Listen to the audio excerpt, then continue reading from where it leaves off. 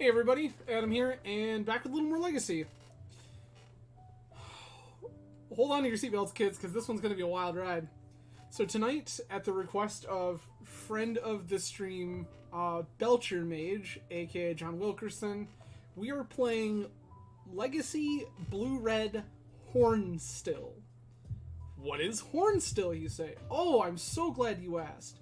So, at the core, we are a Standstill, I guess, control deck? Question mark? Ultimately, we are looking to set up a Standstill and either a Digeridoo and or an Urza's Saga. And welcome, John. So, behind the Standstill, we can then use Digeridoo to deploy our Minotaur Horde, or we can use Urza's Saga to make a bunch of constructs and do a bunch of nonsense. And when our Saga goes away, oh no, guess we go find our Digeridoo. Because for some reason Digeridoo cost 1 mana. So, what are our targets to put in with Digeridoo? And bear with me, everybody. I've never read so many of these cards. So, we have Sethron Harkon Herloon General, Neheb Dreadhorde Champion, Neheb the Eternal, Boros Battle Shaper, Akum Warrior, and Morag Fury of Akum. Long story short, everybody, we got a big bunch of big dumb Minotaurs with a bunch of words on them. And we're going to beat our opponent's face in behind a Standstill and make them figure their lives out. That's where we're at. So alongside the Minotaurs, the Digeridoos, the Sagas, the Standstills, we also have a pretty kind of typical package. We've got some Brainstorms, Ponders, Expressive Iterations, 3 Force of Will, which is a choice. I don't know if it's the right choice, but it's a choice. A Prismari Command, and then various Saga tier targets with Pithing Needle, Retrofitter Foundry, Soul Guide Lantern. Then in the sideboard, we get another Saga tutor target with Grafdigger's Cage. We have an Alpine Moon that we can use to fight if opponent is also a Saga deck or, for example, a Wasteland deck. We can go ahead and fight some of that garbage using Alpine Moon. We have a Karakas for various legendary threats that show up, Merit Lage, things like that. I mean, that's fair, John. I get it. We have 1 copy of Flusterstorm to help fight combo. We have Forked Bolt, a Pyroblast, and Red Elemental Blast. This is basically because our deck doesn't care about being able to target things when they're not getting countered or blown up. So we can just split them to play around Meddling Mage. Furthermore, we have a Shattering Spree here, just blow up a bunch of artifacts. Surgical Extraction, a Spell Pierce in the sideboard, which I don't know, but it's there. So we have 1 copy of Spell Pierce in the board, a Braid, Echoing Truth, Trickbind, a Hurkyl's Recall, also paired with this whole Shattering Spree plan, and a Volcanic Fallout. I know that this archetype is being worked on. I know that Bosch and Roll, aka Brian Koval, has played this recently. I know a few other people have been poking around at the deck list. This one specifically is from Ragamander. I don't know that this sideboard is correct. This weird, awkward split of things seems really strange. We have Unabraid, a Hurkyl's Recall, a Shattering Spree. I think personally I would rather have like some more focused plans, but I've decided tonight to play it exactly as it was drawn up, exactly as it was passed to me, to see exactly kind of what I think about what is here, and then I can kind of comment on some changes at the end. So, without any further ado, this is Blue-Red HornStill. I'm Adam, and I guess welcome to Jackass. Let's get into round 1. John, I appreciate you passing me this list tonight. This should be a wild ride, regardless of the outcome of tonight's league. We wouldn't be mad at some wins, but this should be fun regardless.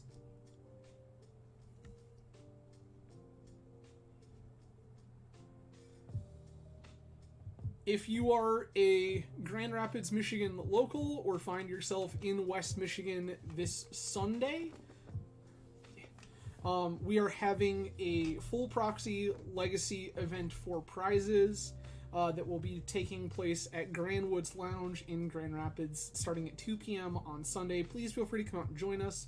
I will be there. It will be a wild ride. Maybe we all have a good time. I hope so. This is an event being put on weekly by a local L2 judge who is a fantastic human and just wanted to create an event to support the community a little more. Opponent was last seen 12 days ago playing Delver. We won the die roll. I'm going to keep it.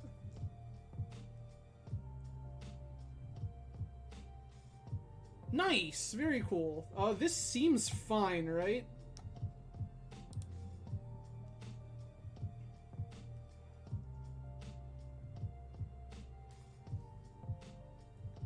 Like, I think we keep this. Oh, this is a land. I didn't realize this was a land. Dope. That makes more sense now.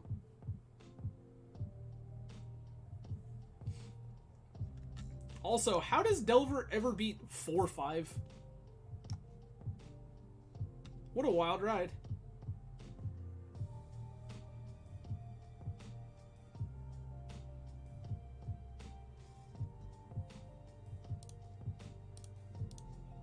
I'm just gonna play this Digeridoo on one.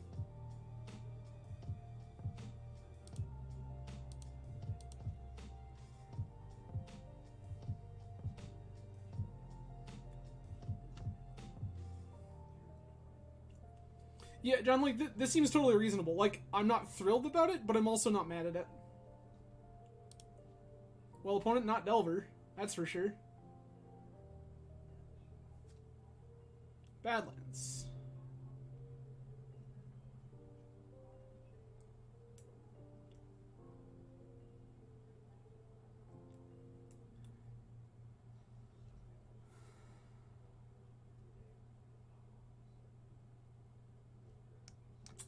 Yuck.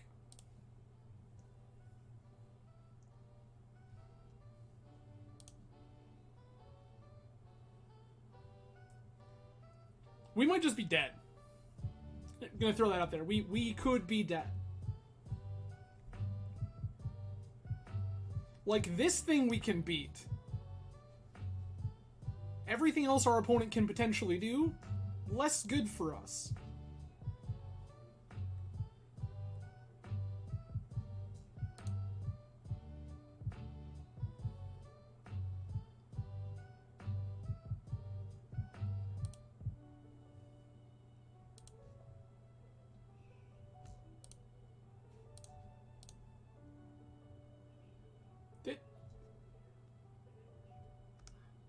Like, opponent griefed us, right? Like, that actually happened?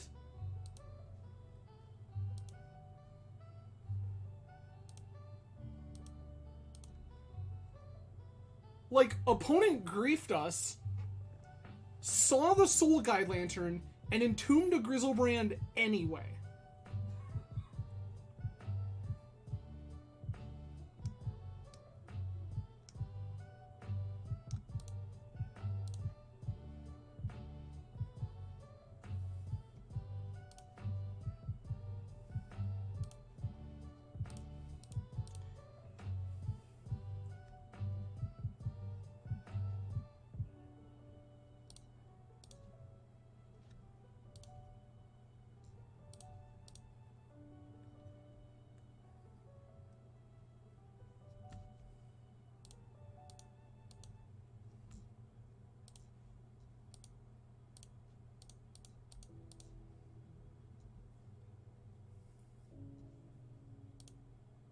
I mean, John, I don't think we care what opponent's plan was at this rate.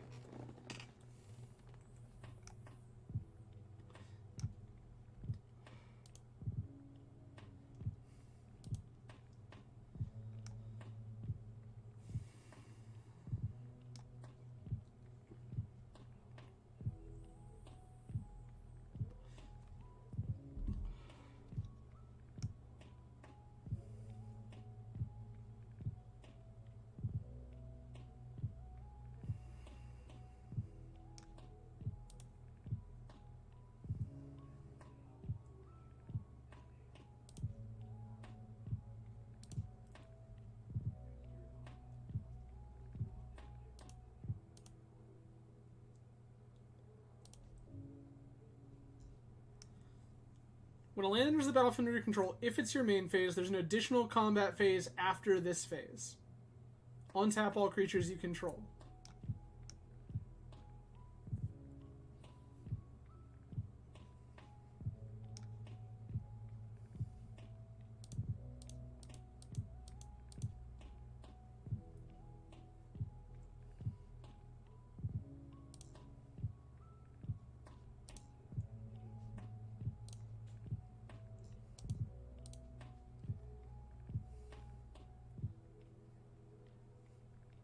I have a big dump.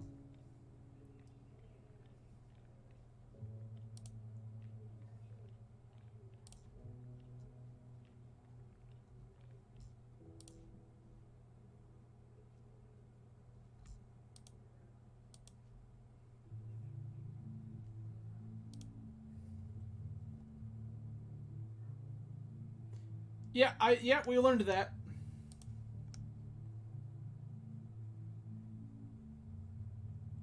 Yep. We have learned the hard way that it definitely matters which main phase.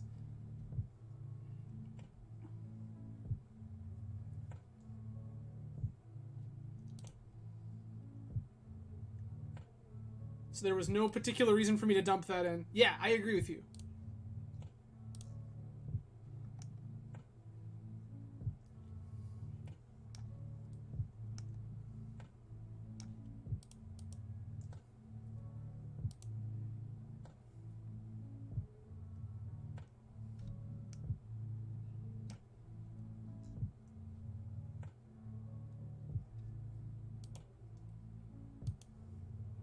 What a wild ride.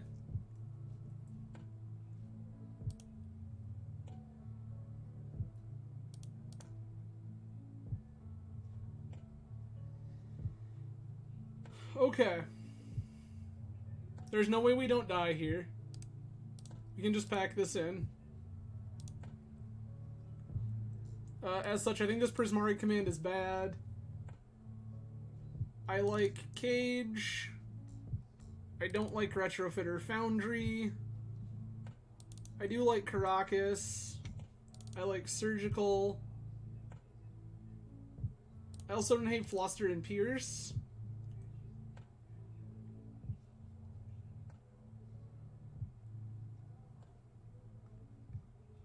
This is too many cards. What am I cutting? Beginning of each combat, up to one target creature attacks or blocks if able, and one can't attack or block. Okay.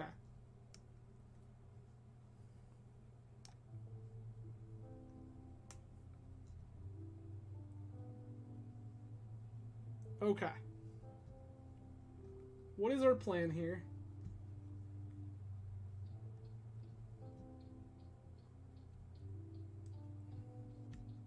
Which one do you do? Post-combat man, add a red for each one life your opponents have lost. So, like, I feel like we're supposed to be the control deck here, so I feel like we cut threats. I just don't know what threats.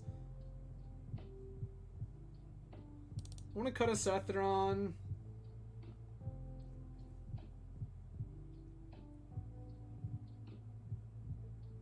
Yeah, that's kind of where I'm at, John. Like, I think that our game plan is just establish Standstill with protection, win game. I just don't know what Minotaurs I'm supposed to cut. I can probably cut in a Kroom Warrior since I boarded in another land.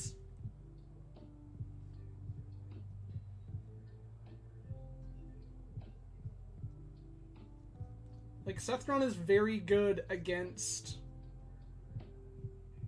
specifically Archon.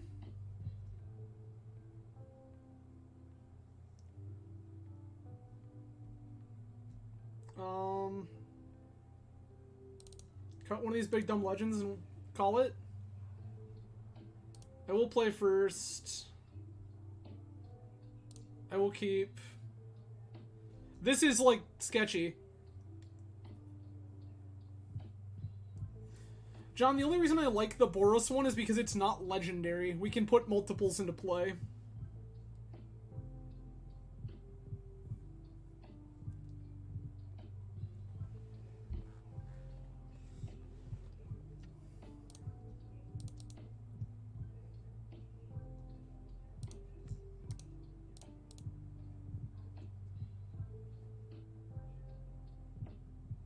I'm just gonna jam cage here.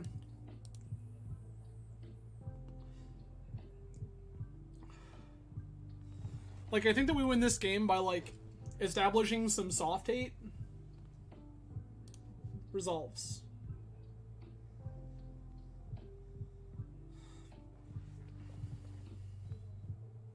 If I'm opponent, I'm probably taking Digeridoo here.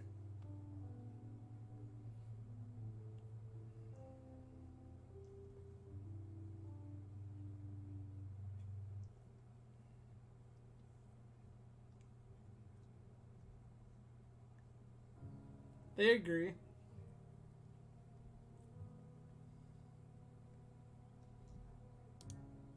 Battle.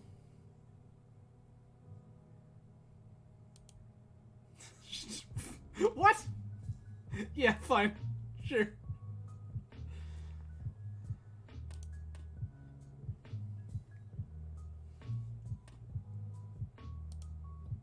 Yeah, that also doesn't matter.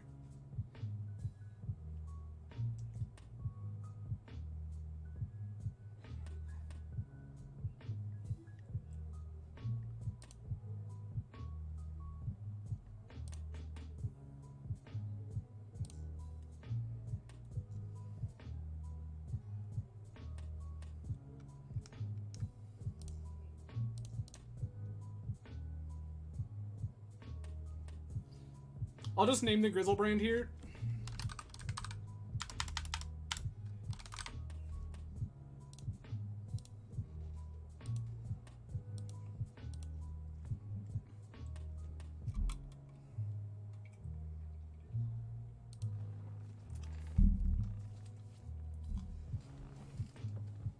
Yep, Entomb for shenanigans. Sure, sure.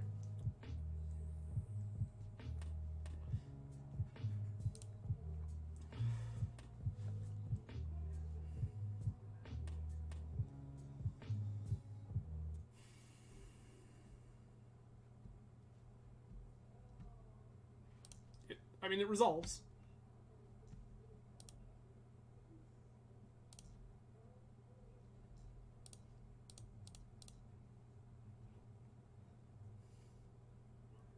One of them into my hands. Yikes.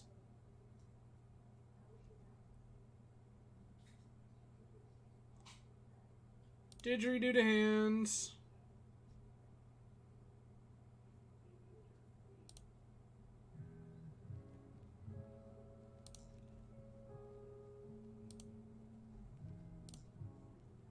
Hey, look.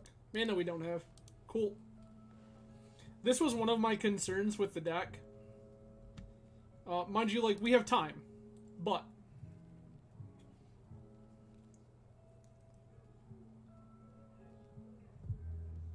no worries, John. Land doesn't matter.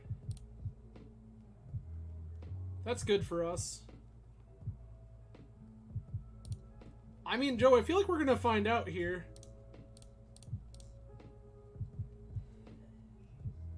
Yikes.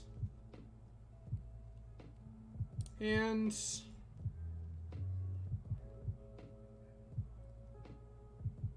bottom exile. We're playing a dangerous game here.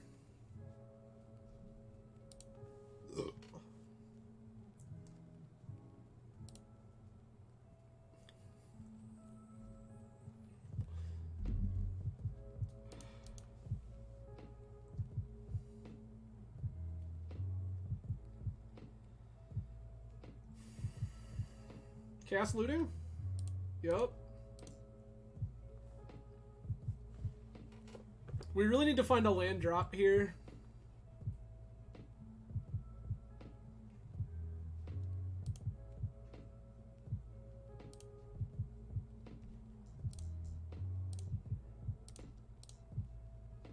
I think we've won this game.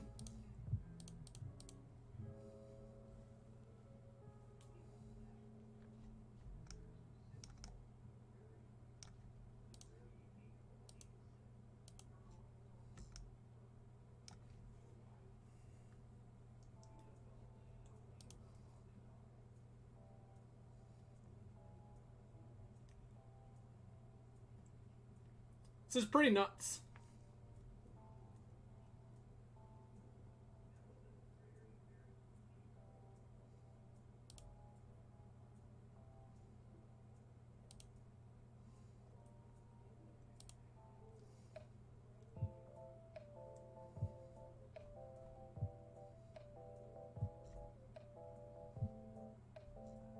Okay. Is this for opponents trying to draw cards with the Grizzlebrand and we have it needled so they can't? Because that would be pretty okay.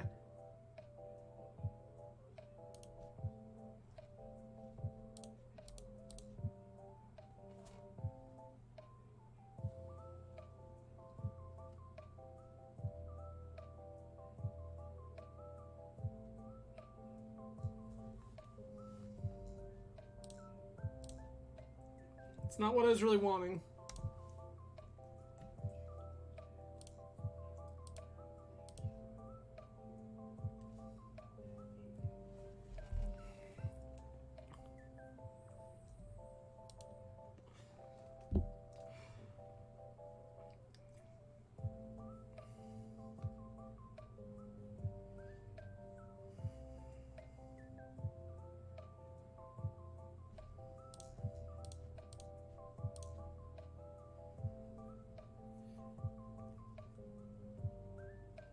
Hey, we'll just pitch that.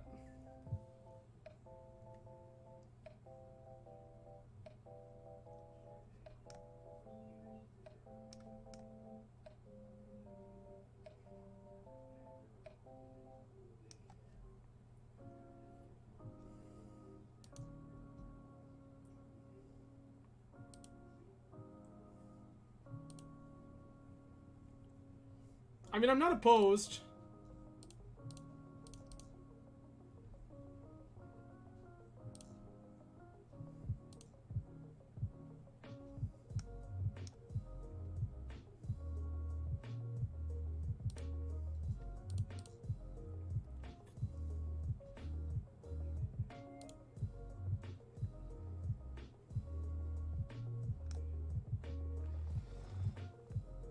In combat, one attacks or blocks, one can't attack or block.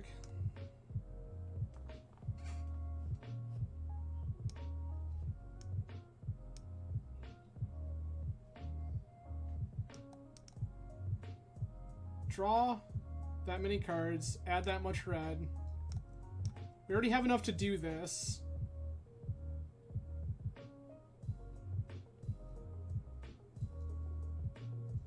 We can just cast this idiot?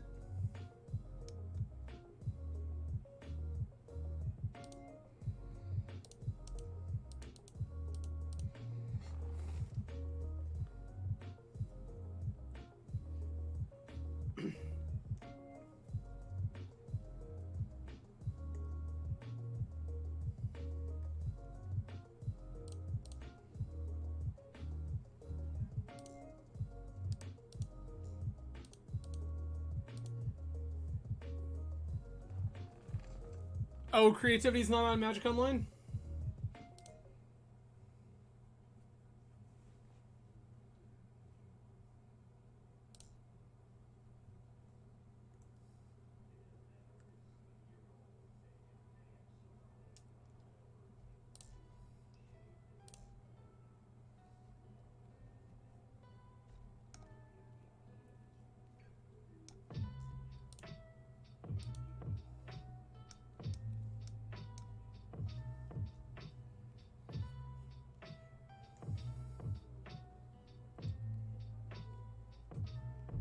This is where life gets dangerous. Opponent has to decide here if they want to dread shenanigans or not.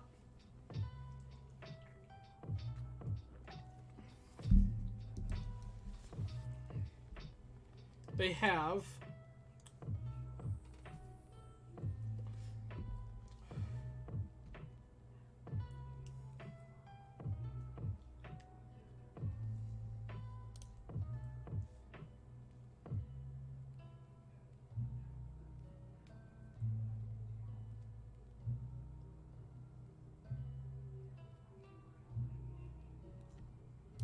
Draw 7.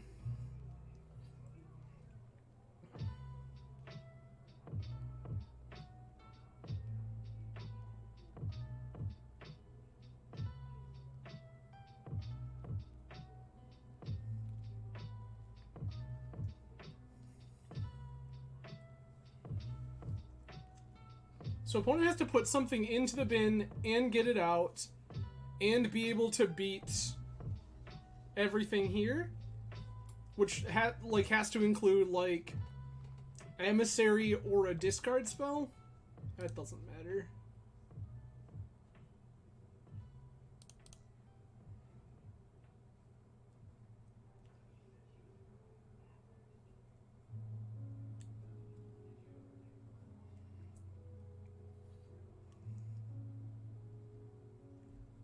Opponent just saw Big Body and reanimated it.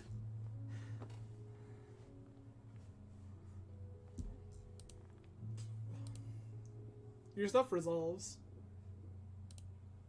I am incapable of blocking.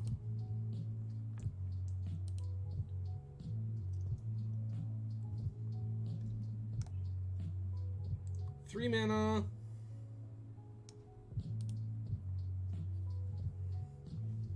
One, two, three, 1, 2, 3. Activate, put in Battle Shaper, Anthem our team. 6. And 5 is 11. We're still not there. There's the inn. And that's emissary.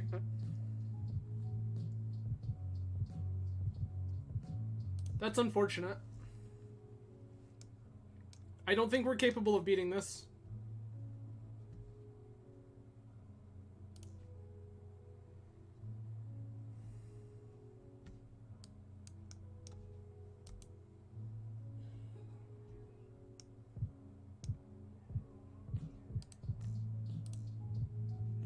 Yeah, I could have boarded an Echoing Truth, and that's like the only thing we had. Okay. Well, cool. Died reanimator round 1. That seems about right. Onward to round 2. Yeah, this list seems sweet, and I think that probably given enough time, I could figure out how I'm supposed to navigate that matchup a little better than I did. I don't think that was happening tonight. I have only briefly looked at this deck. I know that Brian Koval played it on his YouTube channel a little while ago. I haven't watched that video. I mean, realistically, like, I think that the real answer is just to, like, slim down some of the weird spots and just narrow in your sideboard plan a little more. I was talking about when we started, and I'll kind of make some more comments about it at the end, but, like, there's, like, 1 Cage, 1 Surgical, 1 Abrade, 1 Hercules, 1 Shattering Spree. I would rather just, like, kind of hedge my bets and go in more on the things that I know are good. But that's more a different school of thought than it is, like, an actual flaw. Like, Ragamander, who came up with this list, or whose list I stole here for tonight, courtesy of John, Ragamander's sideboard plan is something where I have a bunch of different things that do similar things but slightly different, and I want them for the niche corner case situations where they're different. And I get that. I absolutely respect that. It's not my style, but I understand the philosophy behind it. So I think that that's likely going to be one of my personal gripes throughout this league, is that, like, I wish that instead of these weird scattered things, I had, like, multiple surgicals or, like, ley lines or something like that.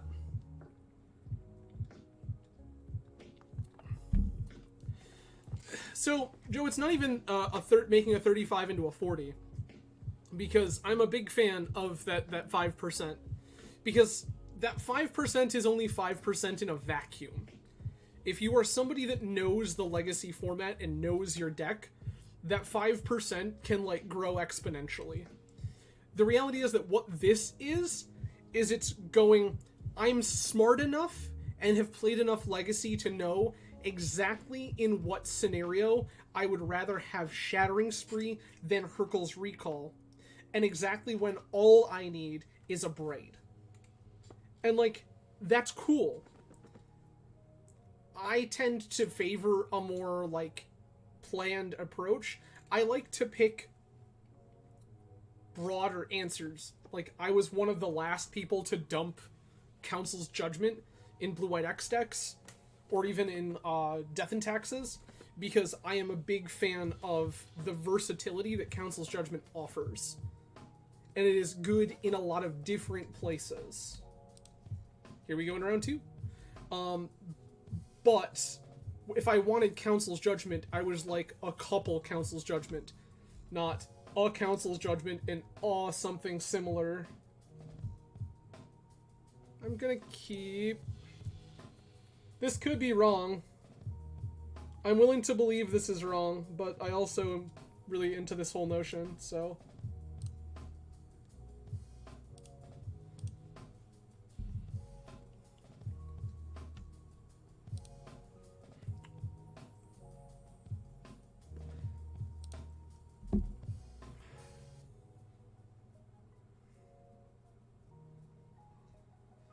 Smells like opponent has Bauble.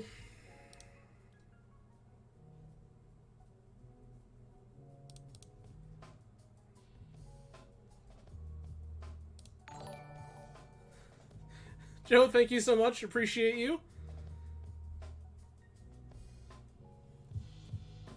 Oh, nice. John coming in clutch with the gifted subs. Thank you, John. All right.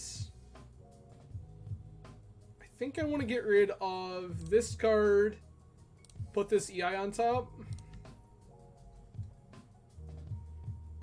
I really appreciate it. Like, actually, factually, it does mean a lot that all of you are interested enough in what I'm doing here. Like, I'm not great at this game.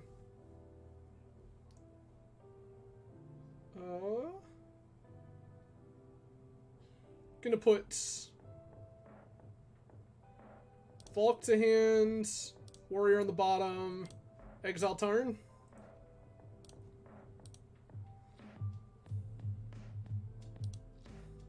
Like, where I was going with that, like, I'm an okay Magic player. I'm not incredible, but I'm not bad. But, like, I do this more for fun.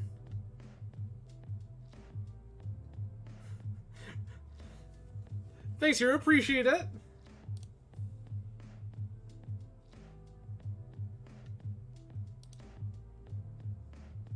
Yeah, Tom, I kind of figured. I saw Hero and we figured you out. Welcome to the party. John has talked us into HornStill. Yikes. We're just floundering here. Don't mind us.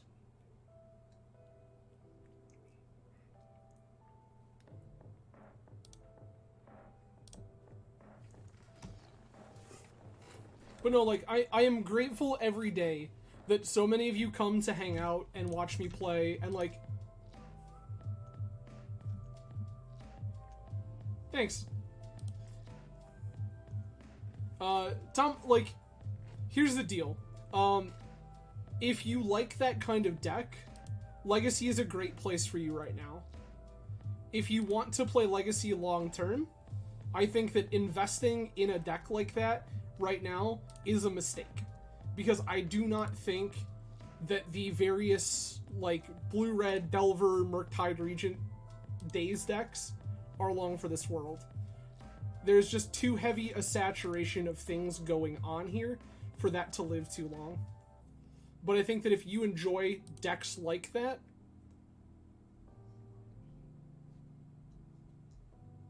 yeah, so to Furix and what Joe Unstable Mountain was saying to Hero there, we do full proxy Legacy every Sunday at 2 p.m. at a local bar and restaurant. Please, feel free to come out. Our community is so fantastic. The entire plan of the community is to have people together playing Magic. So here it's at Grand Woods Lounge.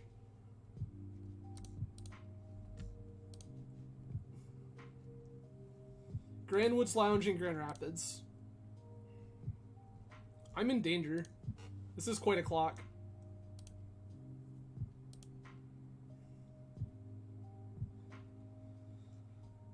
I really expected my Brainstorm and EI to do more than they did. Yeah, just a casual 3 hours away. That's gotta go. There's no chance I beat this.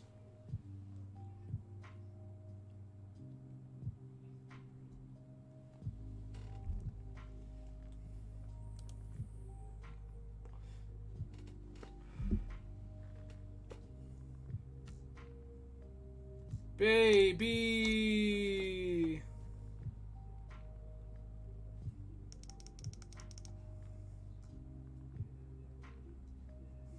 Okay.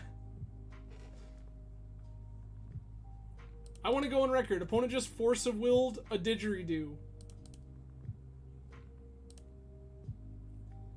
Our opponent just cast Force of Will, exiling a card and paying 1 life, targeting a Digeridoo. This is bad news, Bears. 4 more? 4 more, okay. Yep, there's their 4th one. We're so dead. This is actually lethal right here.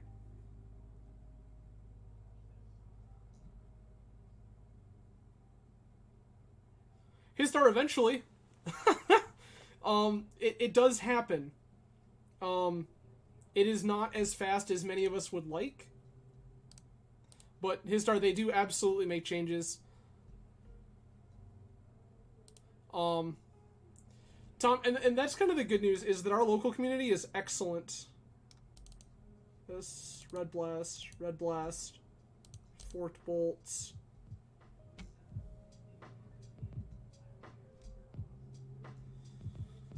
Okay. 4 cards to cut. Some number of them are called Force of Will. Battle Shaper, I guess? Do I want any of the rest of this? This card is okay. Not great, but okay.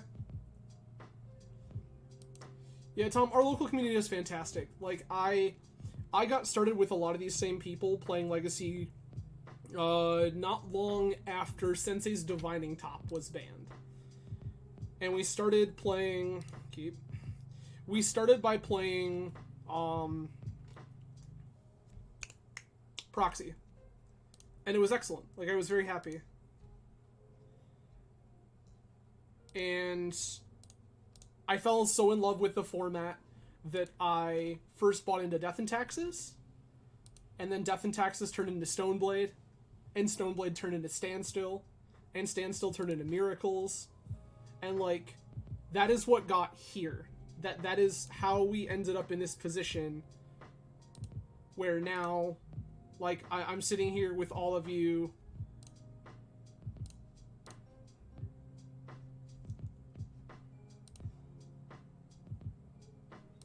Absolutely. And Tom, again, bar and restaurant, friendo.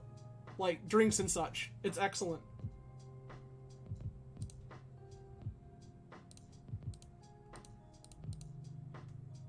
I'm just ready to cripple our opponent here.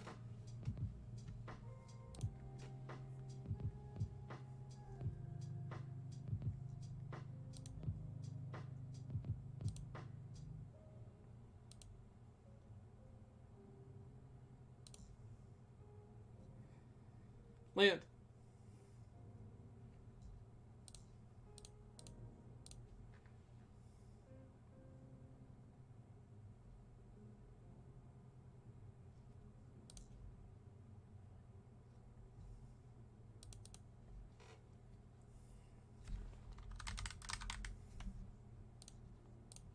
I'm just doing this to protect our own mana base at this point. I would have Stone Rained opponent if they let me.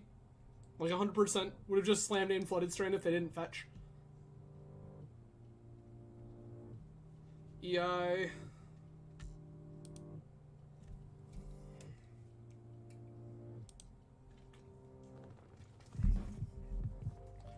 Opponent has determined that the top of their library is a good magic card.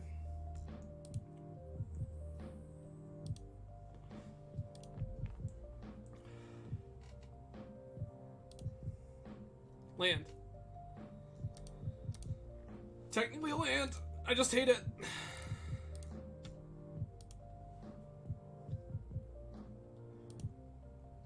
Like, we are in some serious danger here. Murktide Regent is a magic card. It could ruin our life at any moment.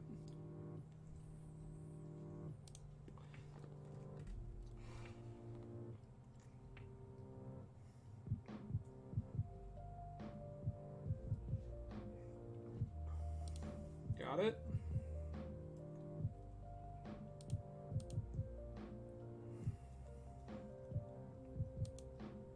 Wild did opponent meltdowned us.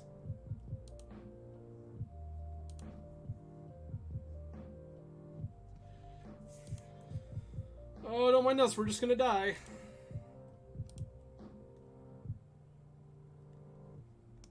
That's crazy. Like, this is strictly correct, mind you, but it's, like... This says to me that opponent probably follows, like, Brian Coble, and has seen this deck and realizes that, like, how artifact... That doesn't matter at all. This so is irrelevant. So many of my cards cost so much mana. What are you doing with your life?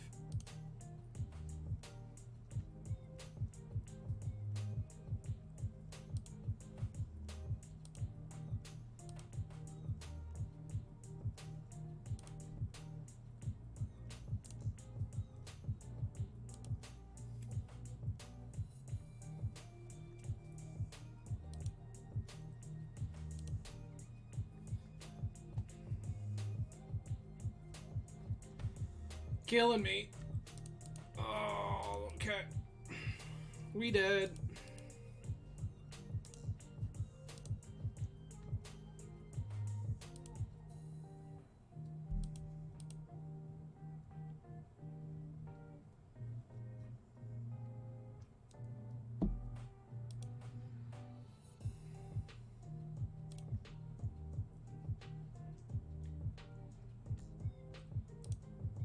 Watch as our hand fills up with Minotaurs, friends. Watch it.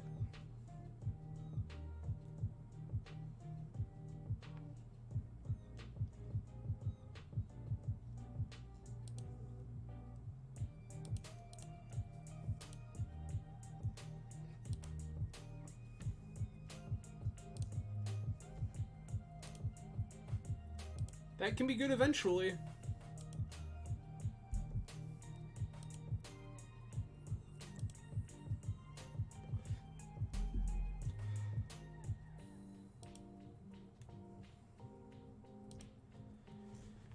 Weird choice, but okay.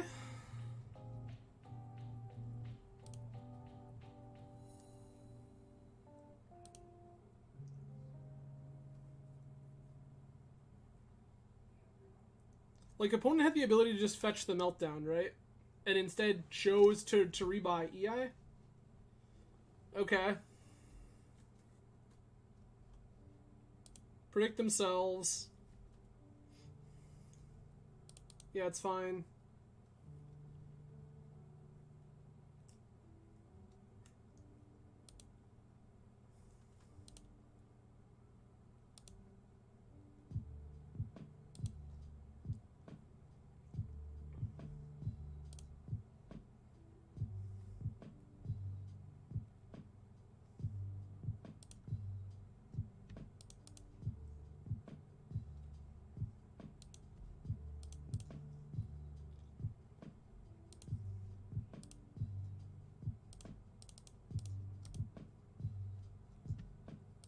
I mean, the chances your counterbalance counters my 5-drop are pretty low, but, like, we can run with it. Blast, sure. Force me? Days returning Mystic Sanctuary. Show it to me.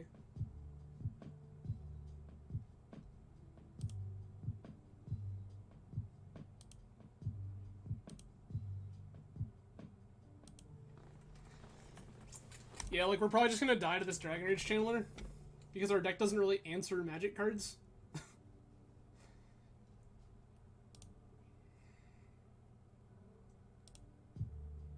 Now that this thing has 3 toughness, basically, like, we would have to have an Abrade. We have been baubled.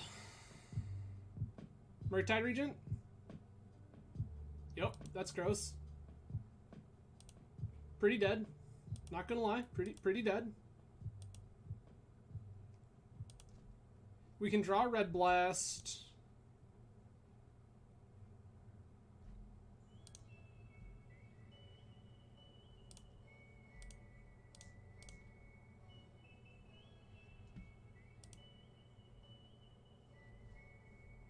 Do I have anything here that matters? Not particularly. Cool. We did. Alright. Right now, so, John, the answer to your question is right now the metagame is Delver and things meant to prey on Delver.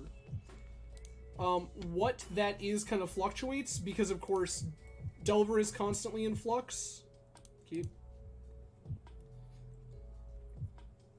But as a general rule right now, you're seeing Delver of Secrets.deck and cards that beat Delver, things that beat Delver of Secrets.deck. We'll play this in our second main because I almost forgot.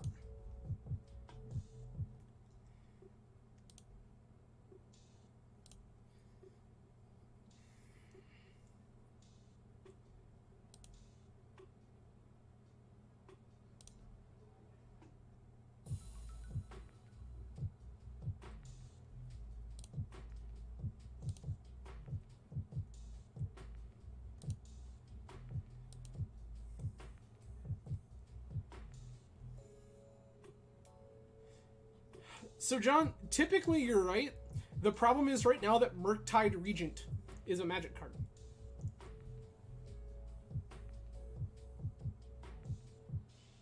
Monkey is gone.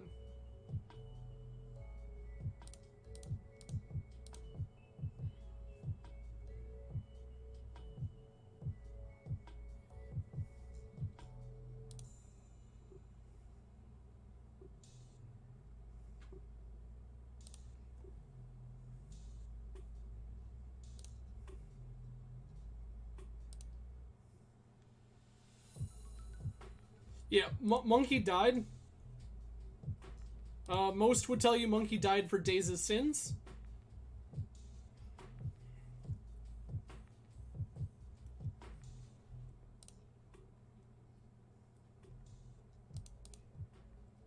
Show me Stifle.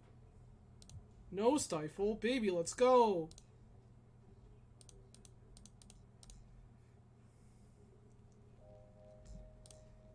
I will play Boros Battleshaper. I will gain 5 life.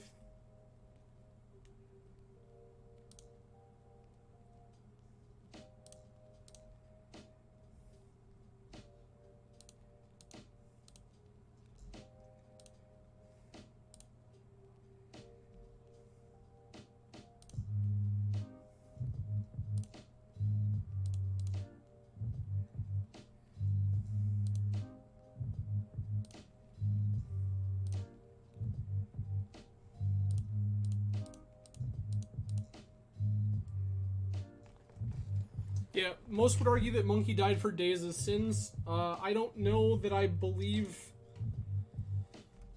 that whole rhetoric. I'm really not sure where I fall on this. I understand the logic from people that want to see Days banned. I just don't know if I'm 100% on board with the notion.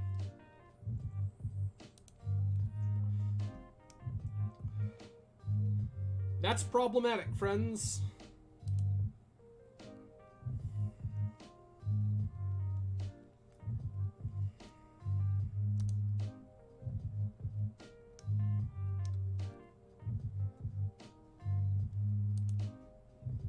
I messed this up. We were supposed to activate that Soul Guide Lantern and we're gonna probably die because of it.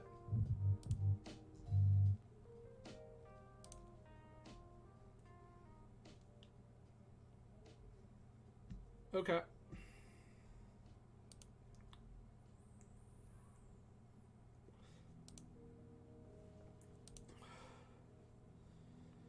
So, I actually get the Days argument because the reality is that, like, how many cards can we ban to make Legacy viable long term. I agree. I think I can probably still win with this Saga. It's just unfortunate that I messed that up.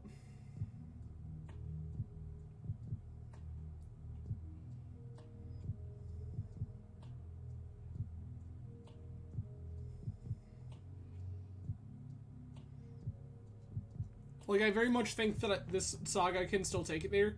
It's just that I didn't need to let opponent have this 4-4, and I could have stopped what was going on, and I didn't. My original logic was that I was going to draw a card with this eventually to hope to fuel Digeridoo. I'm gonna fetch.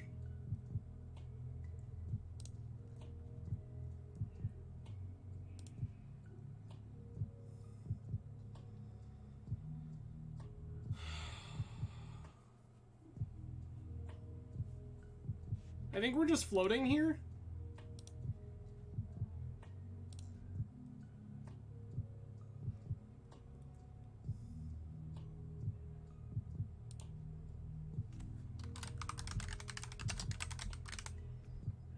Opponent just let me have that, so I'm gonna take it.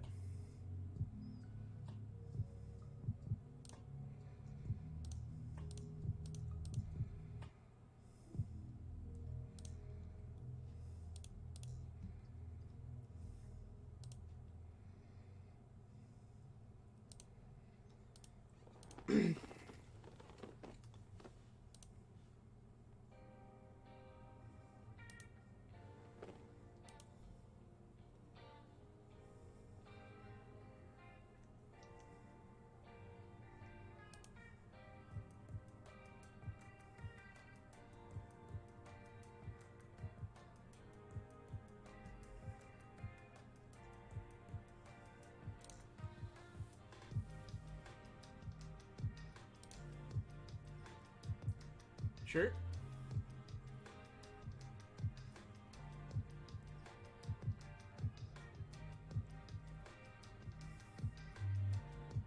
We get a Minotaur and a Standstill?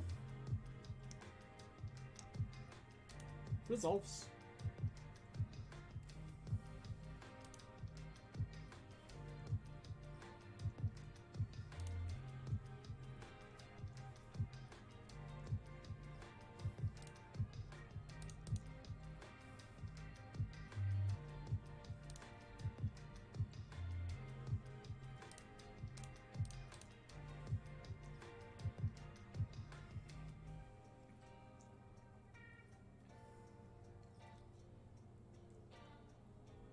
Show me your secrets, opponent.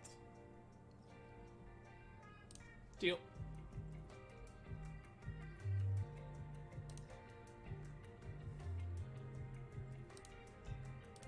I'm down to trade this for their Timeless Dragon, I'm not gonna lie to you.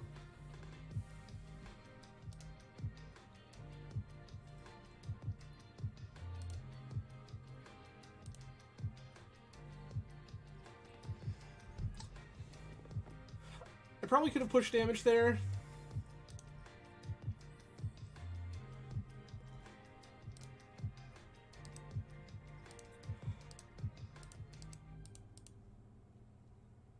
Put in Warrior.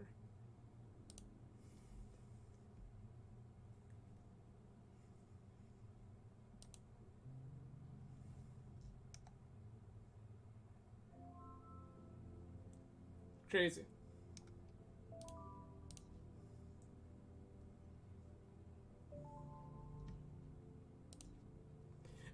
So the reason I didn't was because I wanted to activate. I didn't have enough mana to do both, and I wanted to activate end step to keep pressure up, is the exact reason that that happened. That was very much a calculated play. It can be wrong, that's okay.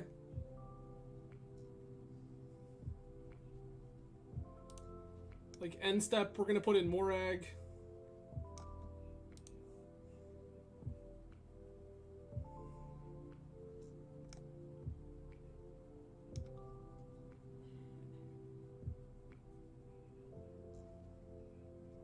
Deal.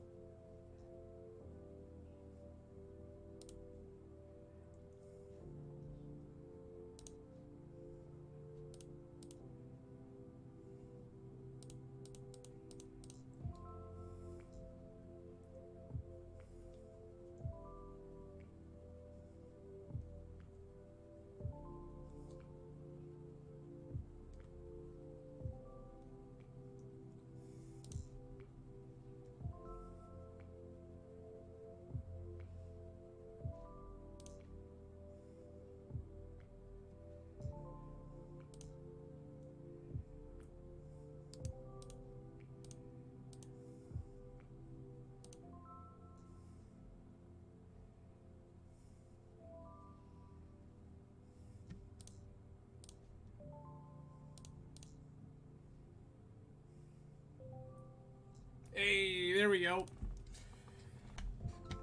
And so this is the matchup you want. So I'll take Blasts, Fluster.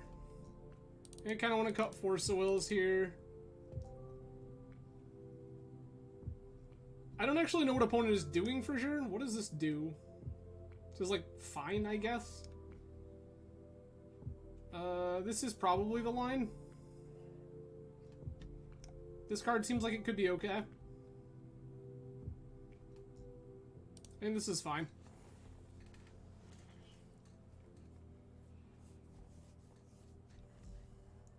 Yeah. So, Yoko, the exact reason I didn't was because I wanted to be able to activate and put in another threat to keep up pressure, and I couldn't cast Standstill, put in a threat, and cast the second Digeridoo. So I figured the second Digeridoo was kind of superfluous. I would much rather just keep up the pressure. And we drew a counter spell from opponent on Standstill, and they still weren't able to deal with all of our threats, which was good. Okay. Slight needs a little bit, but not a lot.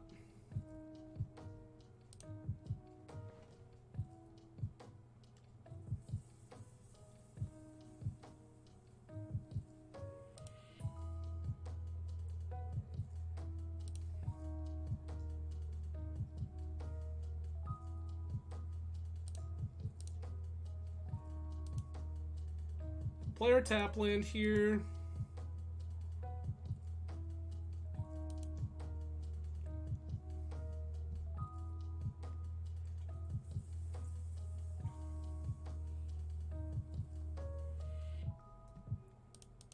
Wow. Ponders on one, shuffles, then brainstorms.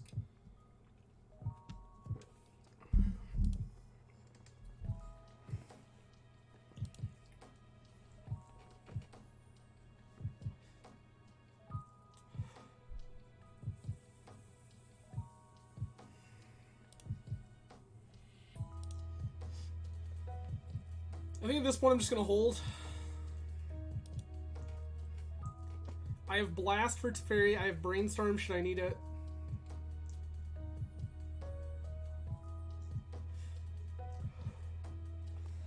I think if I sit and I'm patient, I think a long game favors me. I have more actual pressure.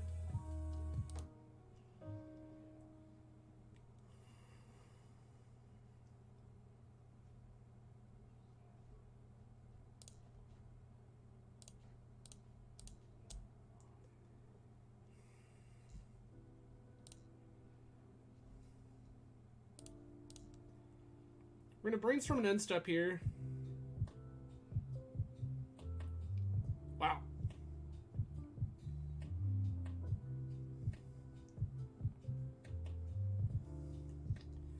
What do I want to put back? Put this back. Put Saga on top.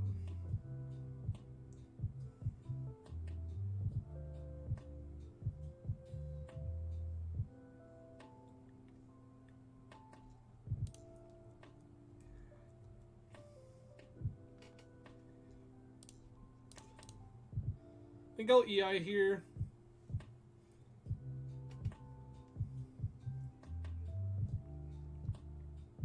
I feel like opponent has a pile of interaction based on their first couple of turns, so I want to kind of see if we can draw some of that.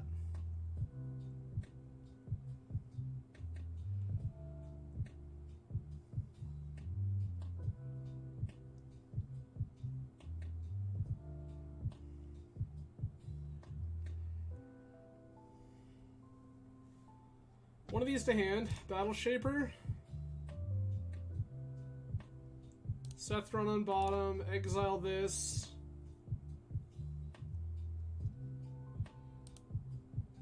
Play this as land for turn, say go.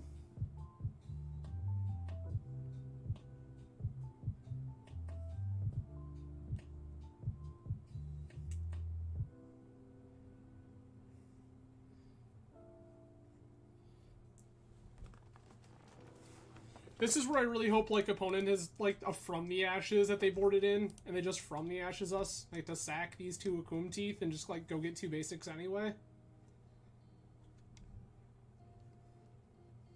Another Narset. Yep. Fair. Brainstorm's less good.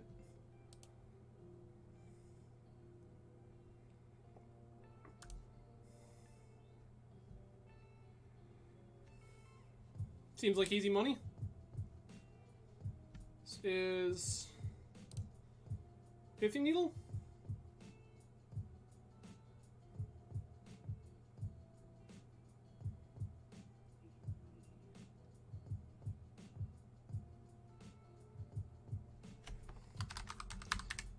Name Narset part Urgos. Urza Saga.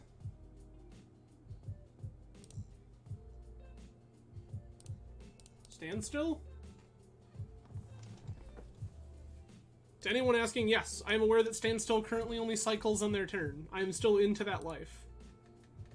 Given these Brainstorms are dead, I would love to pair them. I would love to find something to interact with this Narset or some way to get these elsewhere. Red Blast? That ain't Red Blast, friends. Okay. Nice.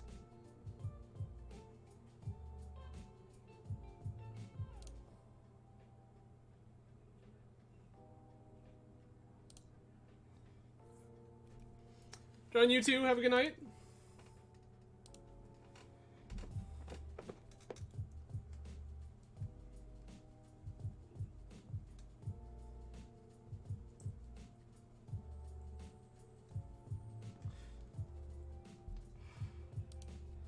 Brainstorm is fine.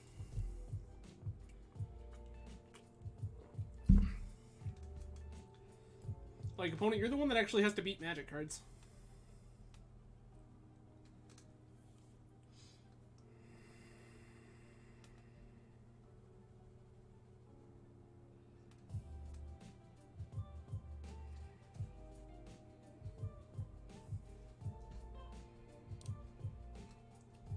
Move to end step.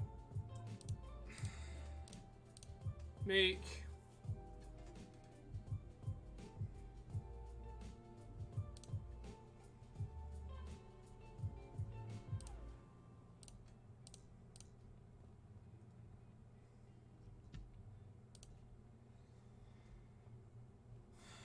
We'll go find a Digeridoo. Play a Flooded Strand. Smash Narset.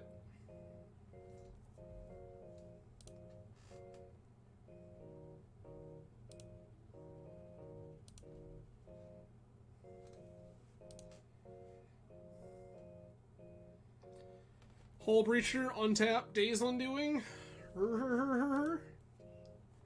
Feels like that's what we're in for, friends. Oh no, they didn't even Hole Breacher. Look at us go. We're so good at this game.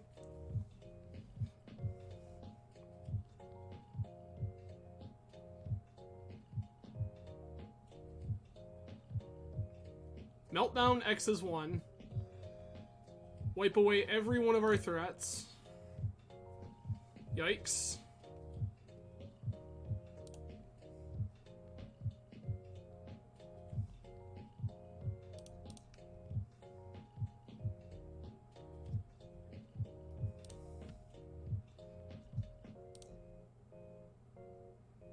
That's not great.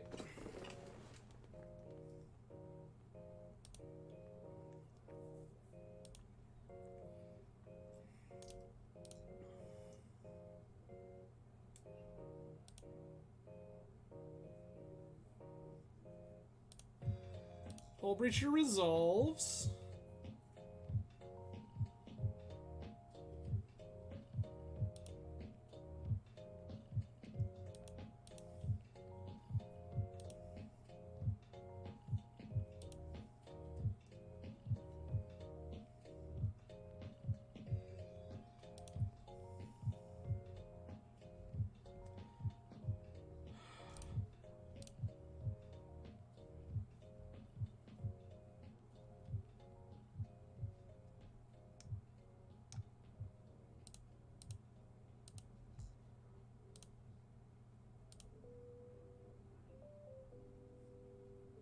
Perfect.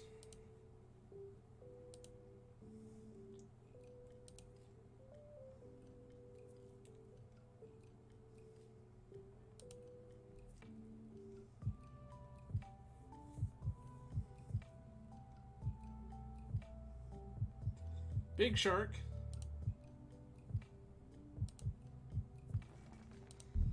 Okay. That's a little problematic.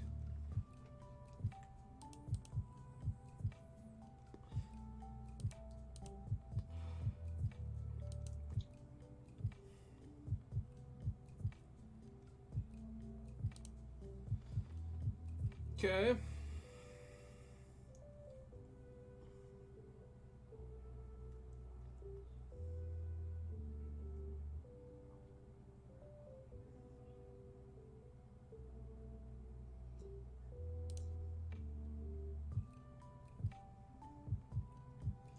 Hitting that brainstorm doesn't feel terrible.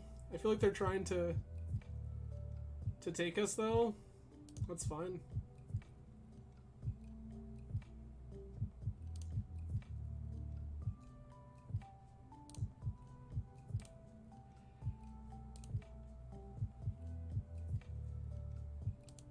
Okay.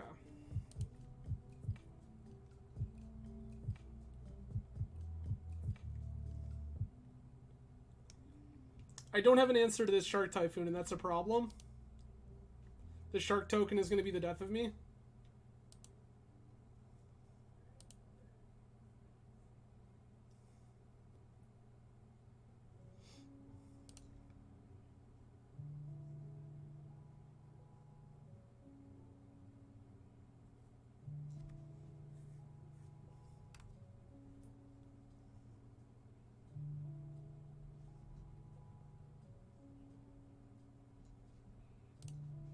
That's also pretty bad.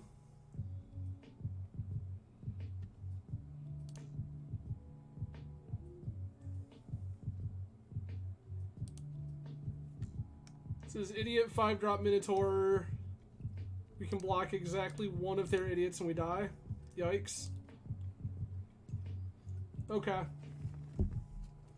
Am I supposed to have a braid here? Is that what I'm, like, learning? That does damage to stuff. Just, like, flying sharks is bad. We just, like, don't have a great way to deal with these things. I feel like we just run this back, though. I feel like the play actually favors us kind of a lot if we can establish Standstill before opponent gets to establish their garbage.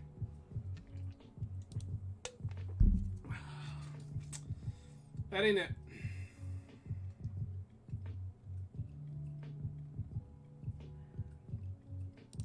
It's just too many disappearing lands.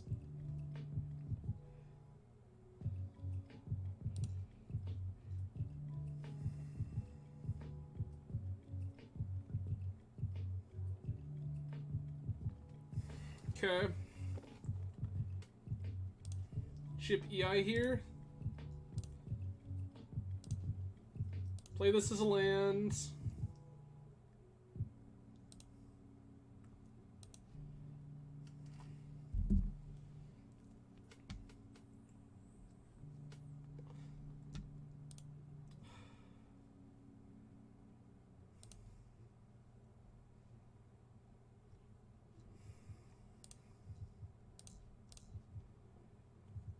Play the Digeridoo. Say go.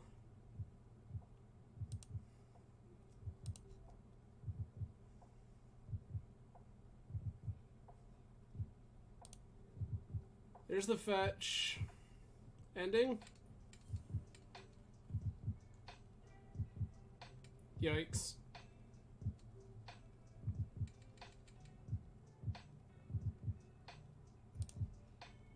It's resolving.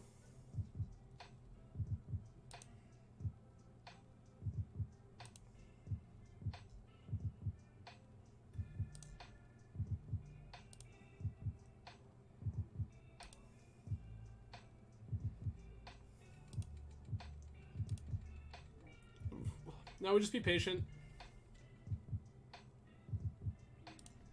Ponder's fine.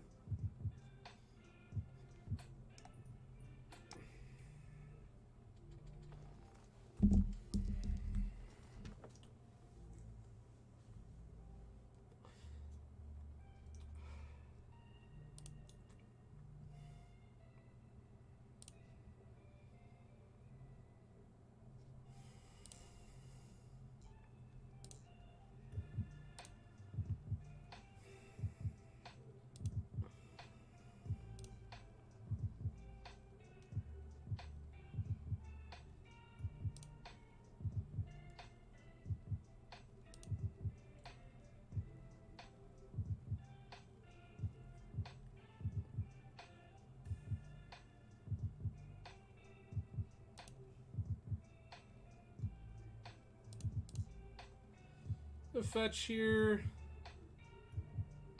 Get Volk.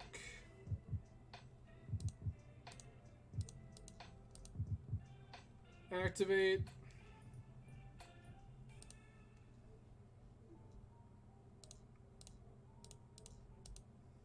Activate again.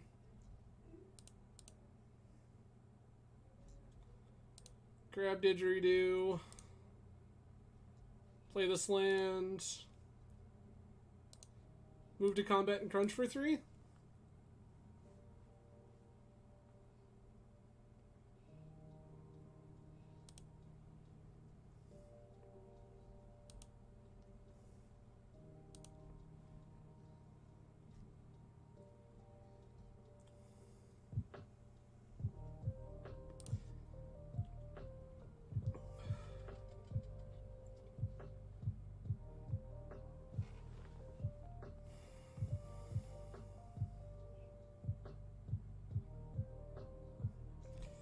Maybe this is where I'm supposed to be blasting brainstorms to keep them from finding red land meltdown.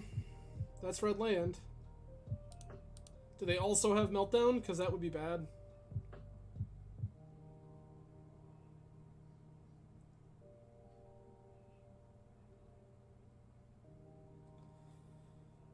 Come on.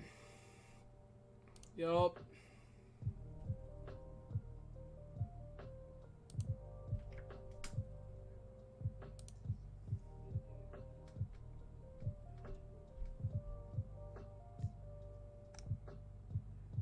Like, what do I care about? Teferi? I don't think there's a reason to deploy this Pithing Needle just yet.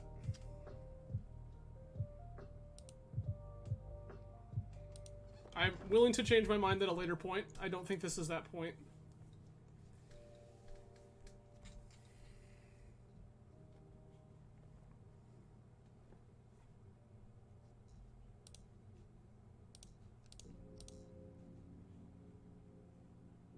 I just don't want anything to do with that.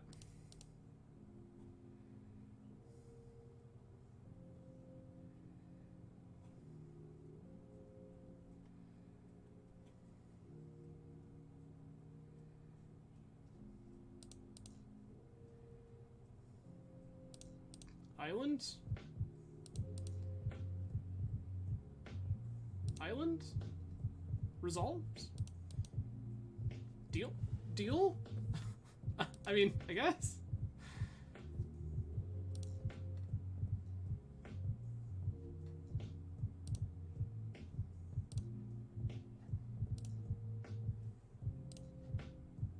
Take Meltdown.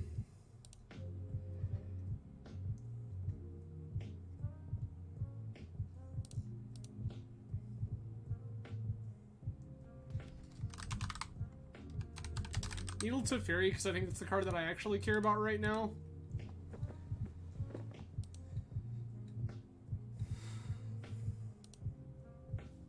They cut themselves off of white here, which is actually very real.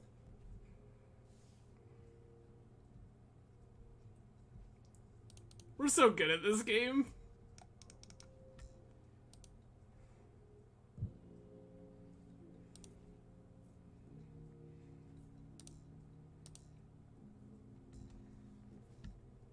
I will...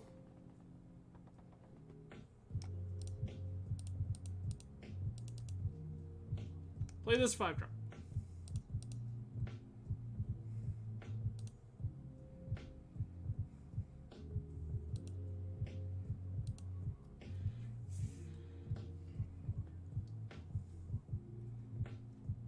Narset has resolved.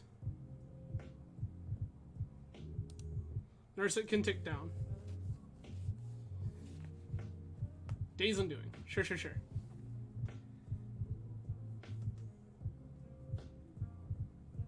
You are welcome. Please cast Days Undoing.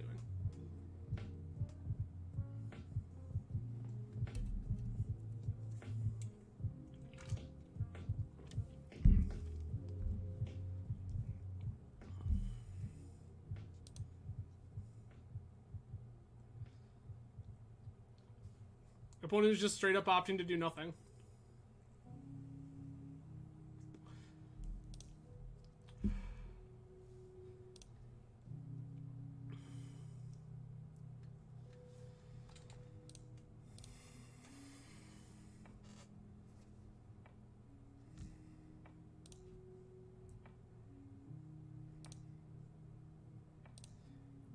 Smash Narset.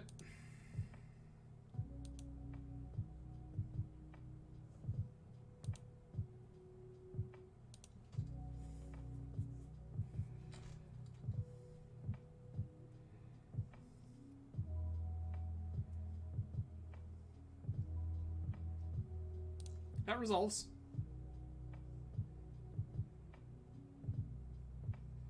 Days undoing. Days undoing.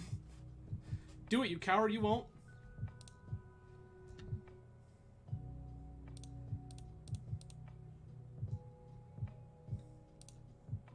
Big thumb.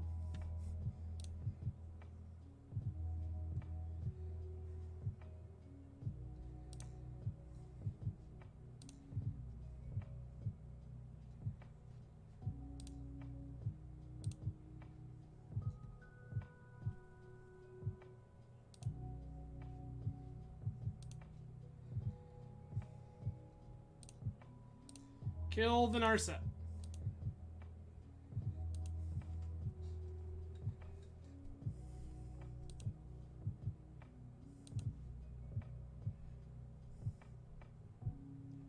There was a whole conversation we had about popping Soul Guide Lantern in response to Days Undoing, just to like put fewer cards back into their deck. I don't think it's a conversation that's worth like having too much, but it does exist.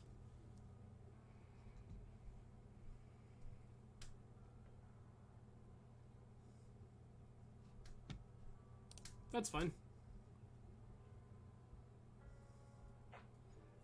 I don't think that's the card that matters, if we're being honest.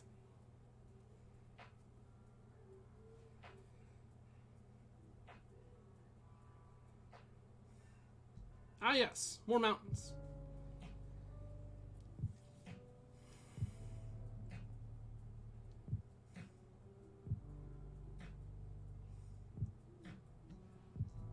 Brainstorm resolves.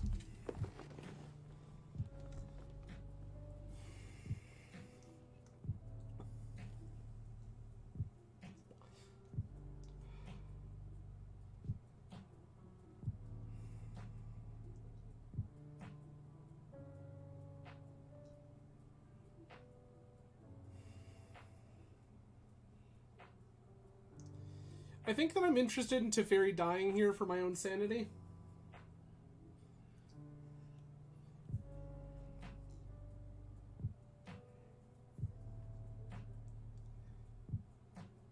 Because them bouncing this Blood Moon and then redeploying it would be pretty bad for me.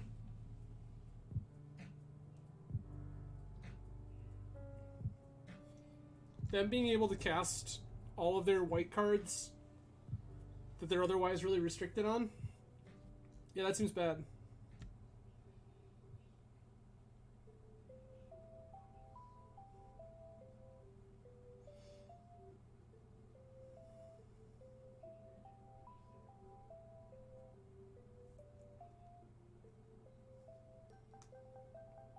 It's really weird here that I don't want opponent to bounce their Blood Moon. Like, that's very, very strange to me.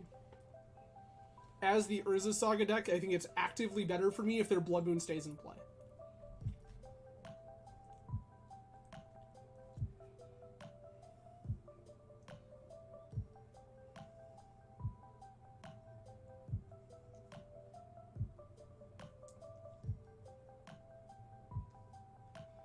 I didn't realize opponent was just like so low on time.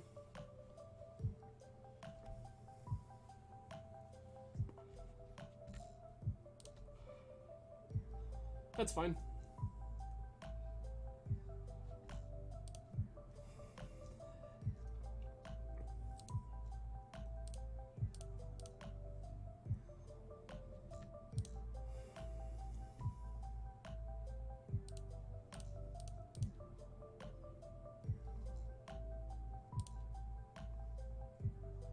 I have idiots. Why do you know I have haste?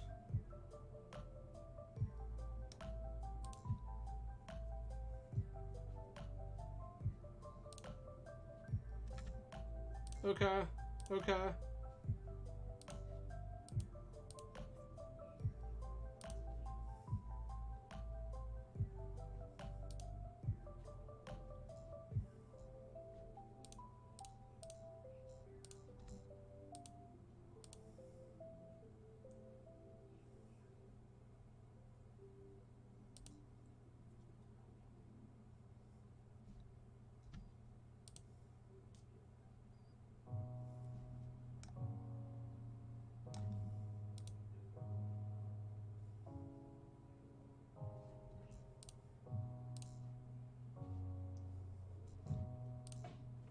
Goodbye.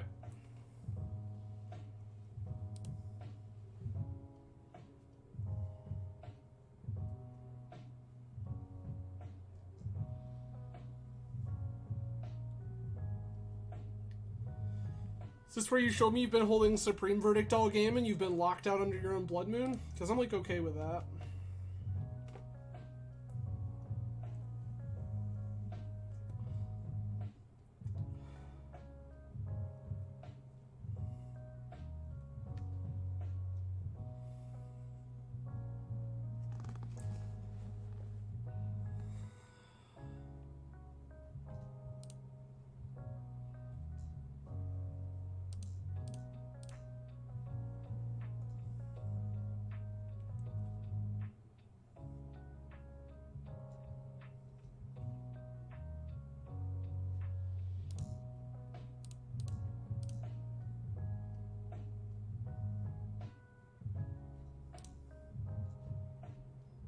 All of your garbage resolves.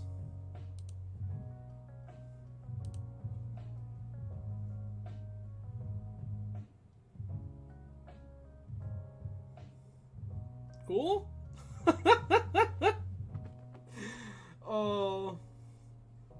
Like, I'm not sure if opponent just didn't realize we could double activate there, or... Must attack. Cannot attack or block. Must attack. Cannot attack or block.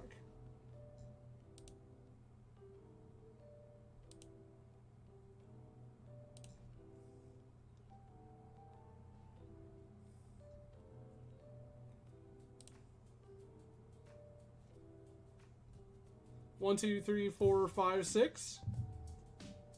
Not that we need to, but like, we can.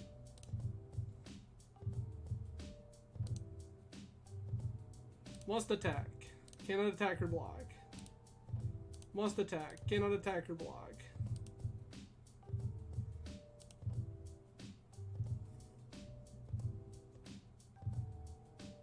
Good night.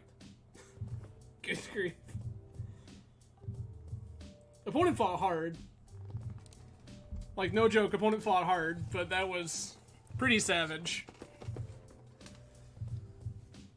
Well, sweet. There's one win on the board. Yeah, the Reanimator matchup feels really hard. Delver feels beatable. I think that I would like some more interaction. Like, is there a Minotaur that just, like, shocks something when it comes into play? Or some dumb garbage like that? Because, seriously, just, like, a random Minotaur that, like, bolts something or whatever would be rad. Is it, like, Inaba Shaman or something like that I'm thinking of that does some weird garbage like that? Alright, well, either way, we're in round 4.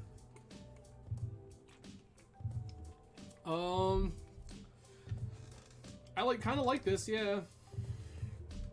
Like, we died a combo, but we pretty much always died a combo.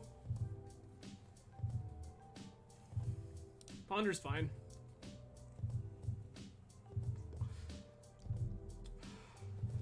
Like, pretty strong odds this is, like, either Delver or Show or Sneak and Show. Opponent kept 7 right off the get. Volk Ponder. Just no fear. Leads me to believe we're looking at Delver.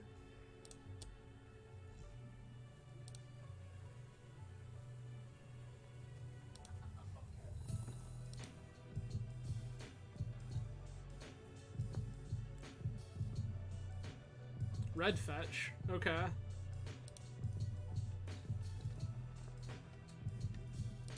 I'm gonna just random brainstorm here and see what happens.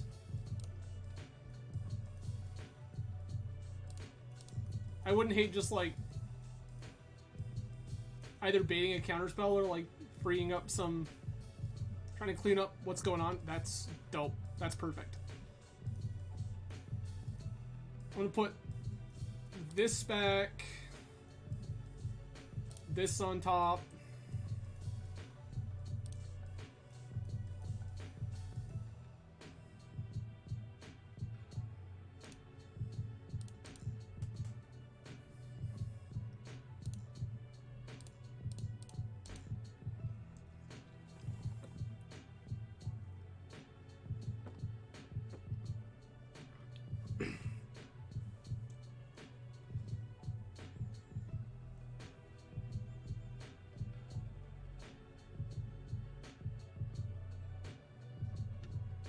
Okay, so this is Grixis with the Hull Breacher Days Undoing garbage.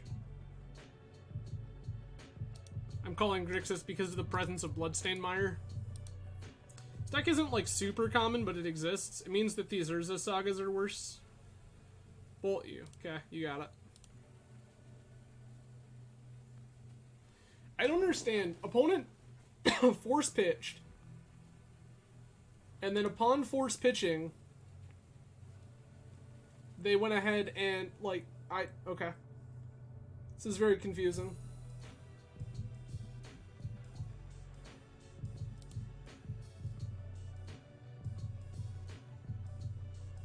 Please slam Hitotsugu.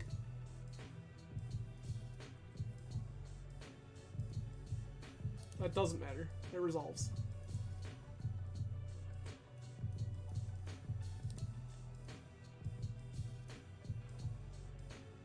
Liliana's Triumph. Sure, sure, sure.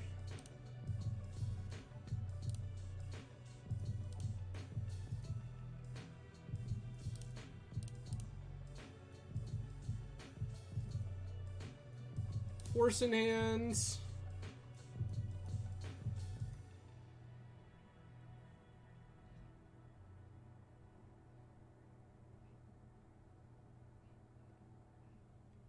Huh. It's like... what, Sethra on the bottom and Ponder exiled?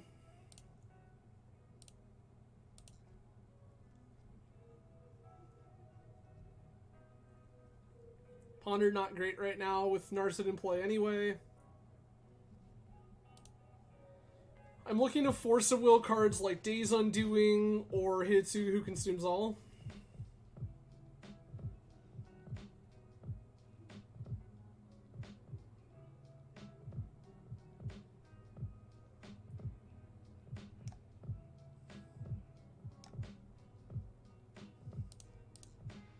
That's close enough.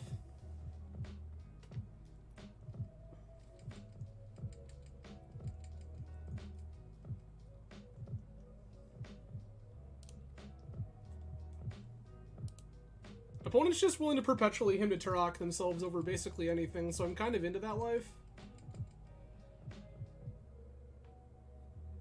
Like, this doesn't live for very long.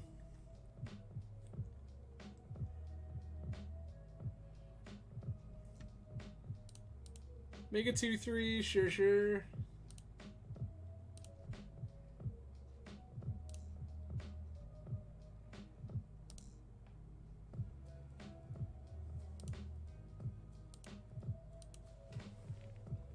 I really wish we had white sources in the deck to cast this. Like, yeah, 7 mana is a lot, but it's not, like, out of the question.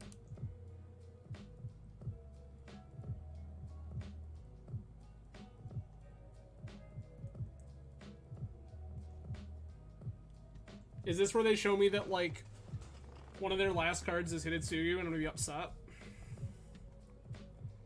Strix is fine. I don't particularly care about that, actually.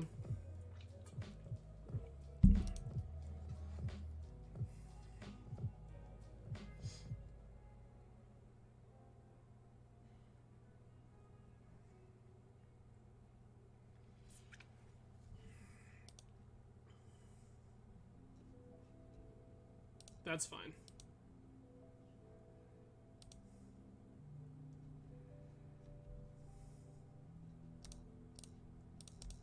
I know they have a Liliana's Triumph here. I'm going to make them use it if they want to.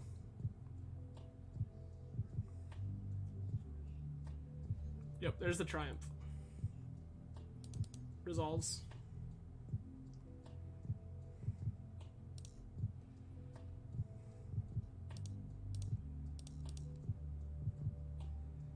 Make...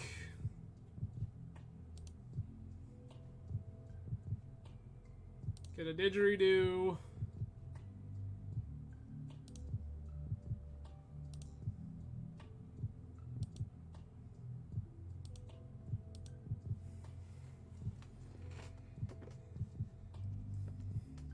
It's really not hard for us to overcome what's going on here. Like, if we lose this, it's annoying, but not game-ending. We have so much other garbage going on right now. They're gonna bob.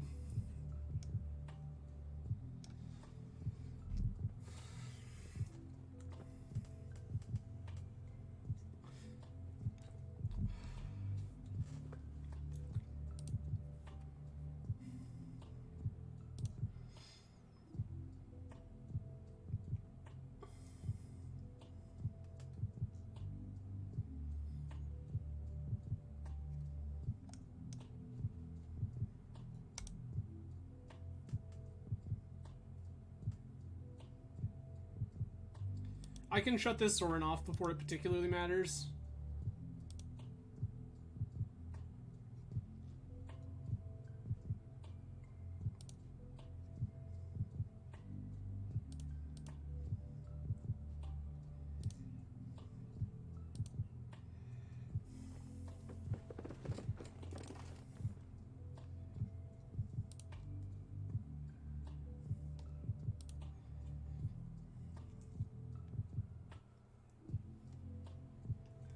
I do think that this turn I'm willing to trade a token. Never mind. I don't get the opportunity. That's fine.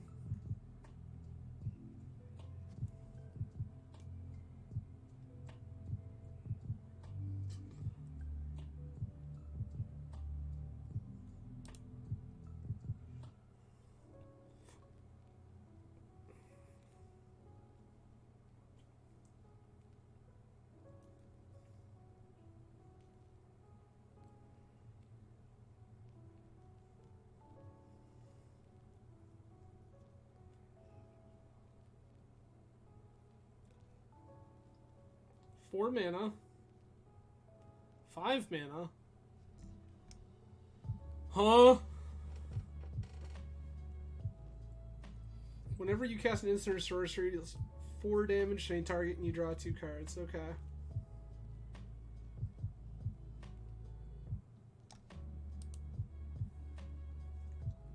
This is kind of spooky. This is actually really good.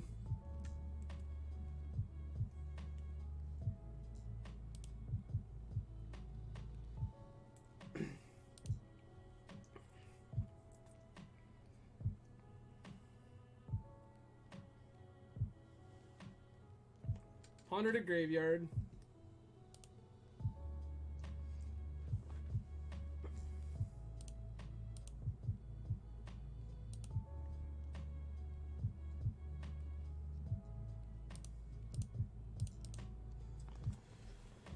We're gonna make here.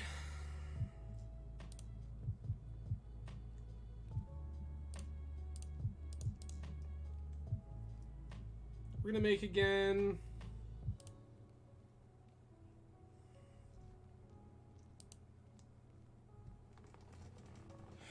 Pithy Needle.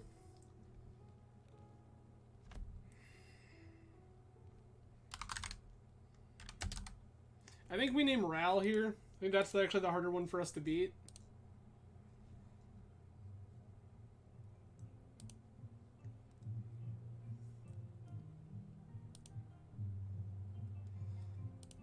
Ral is also the one that removes things.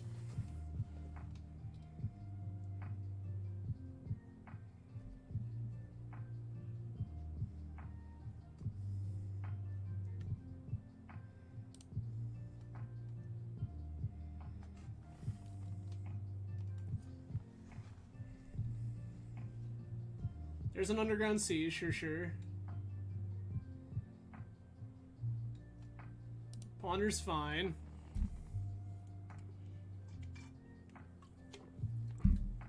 God, a Hidetsugu who consumes all is going to be so good here if opponent has it. Like, it's going to be absolutely insane.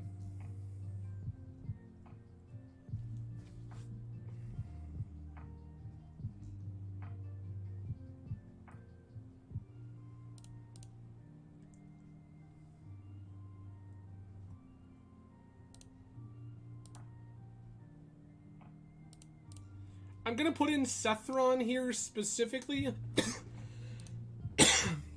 because I want the army.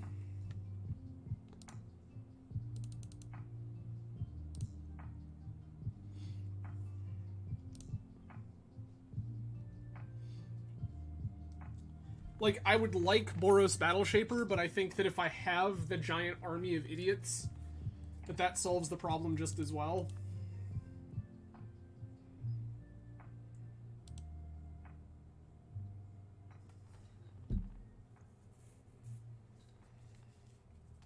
Yeah, okay. Battle Shaper is correct. Opponent correctly identifies that they want Battle Shaper out of my hand, and that I think is absolutely correct because I put that in next turn, and then things go really sideways for them very quickly.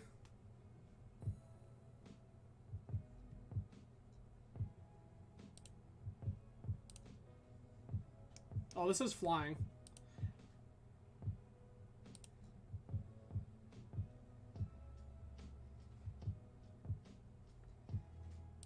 I might actually be more trouble than I first anticipated here.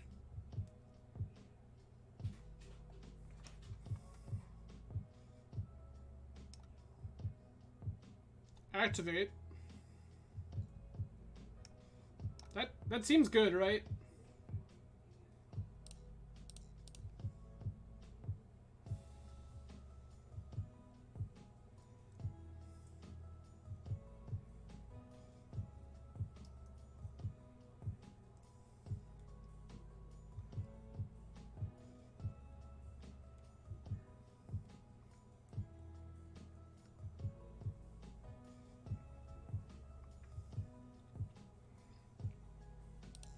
Okay.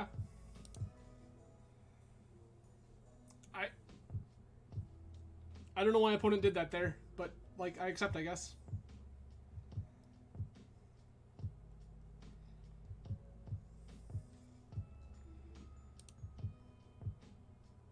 None of this matters. Why are you taking game actions?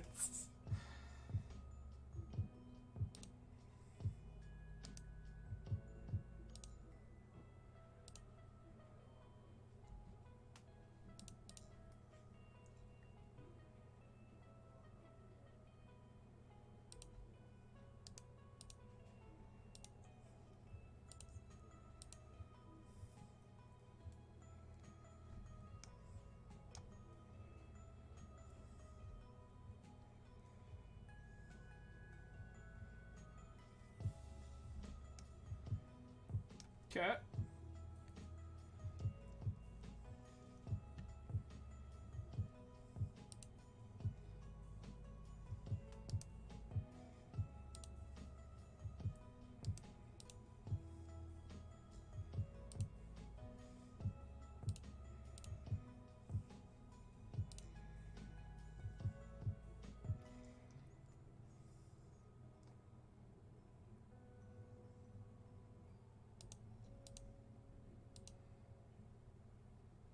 I still can't do enough damage. Oh, I did... I forgot about the attacks. Yikes.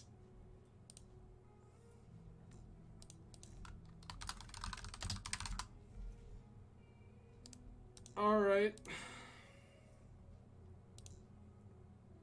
I forgot that I gained the other 2 points when I declared attacks. That's so bad.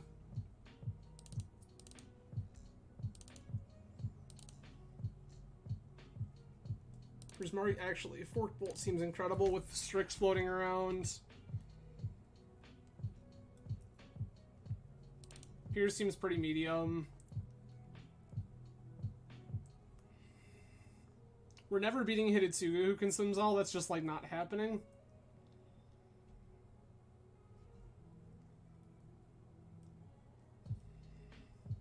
As such, I think we can cut a Retrofitter Foundry.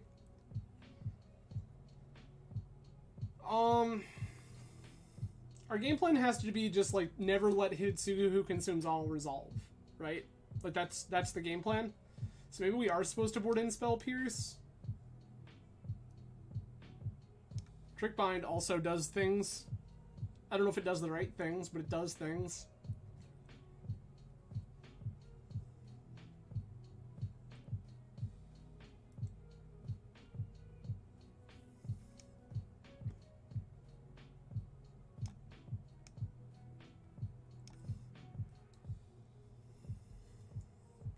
All of our threats line up so poorly here.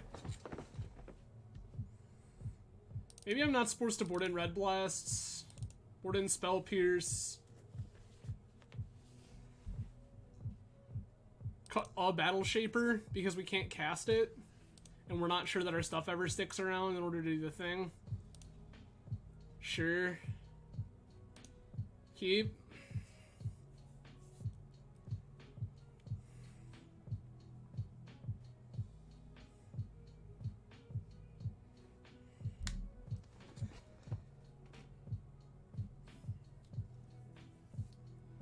We can just blind name with Needle, right?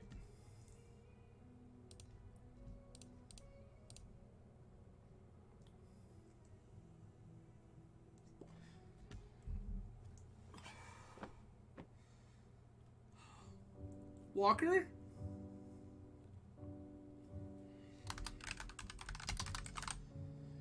No, we're just trying to Stone Rain.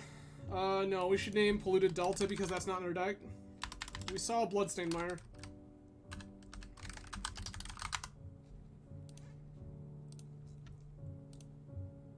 There's probably fewer of those in their deck, but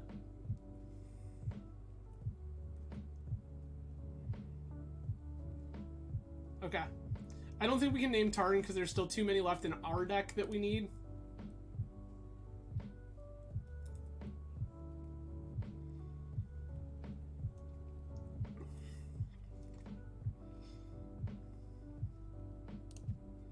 Ponder's fine.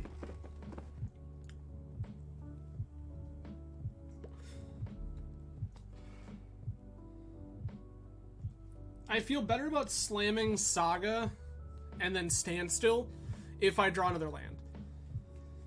If I don't draw another land, I would really prefer to just not do this just yet.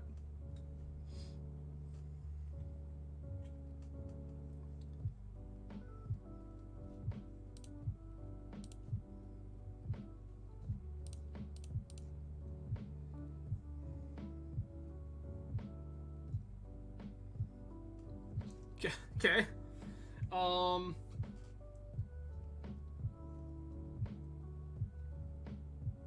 Very Fork Bolt.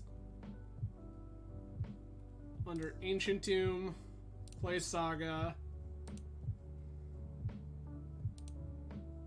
No, we were supposed to, that's wrong.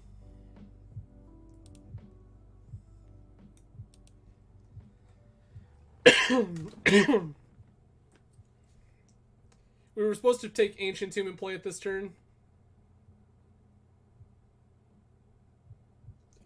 Yeah? I guess.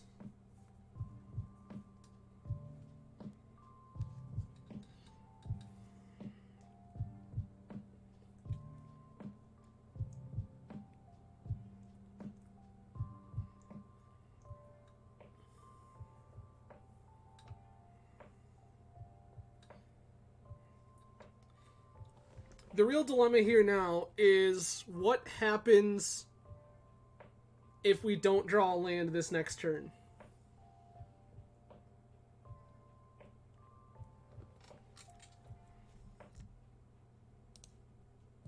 What? I don't understand what's going on with that. Like, functionally this is a control mirror. Like, we're able to cheat a little bit because of, like, Standstill, Digeridoo, Saga, but we're still functionally a control mirror.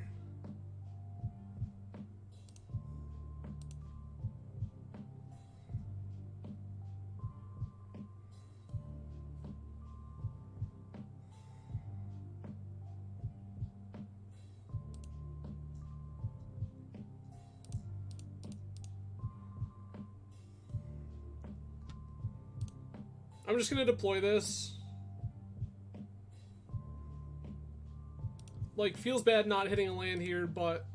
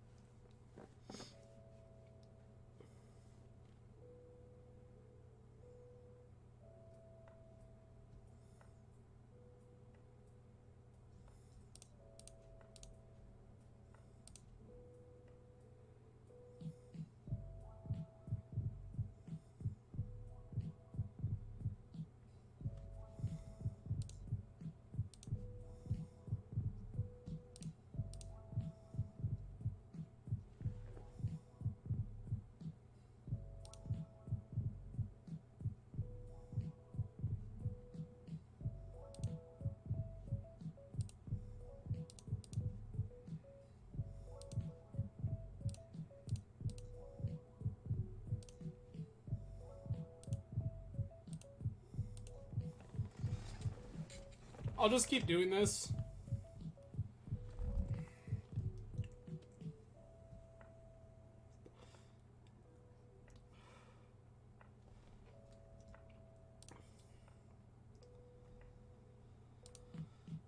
Okay.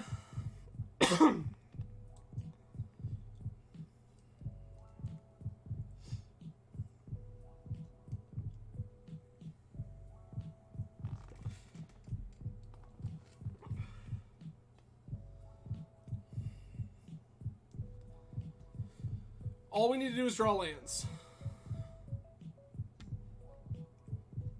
If we draw mana sources, we have this game.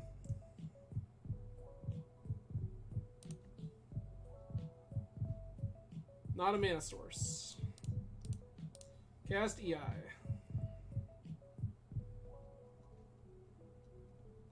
Hands. Bottom. Exile. Play turn.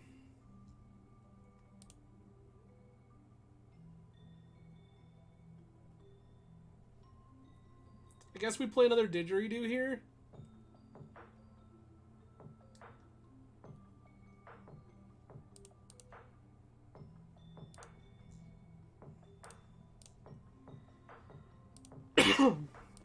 I'm grabbing Island here in the event of something like Blood Moon. I'm not 100% sure that I'm like expecting it, but just in case.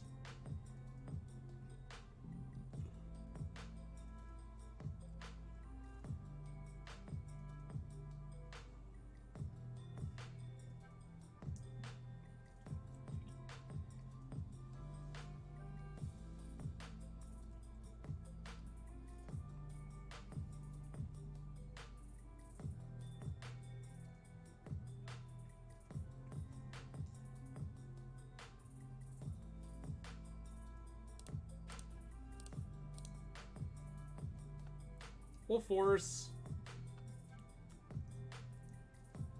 I'll make opponent chew through resources over it. Specifically pitching the other force there because this ponder actually has some value. That's so good.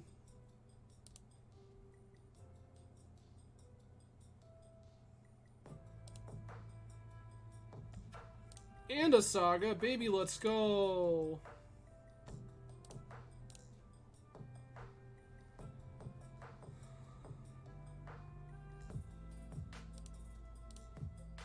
That's better.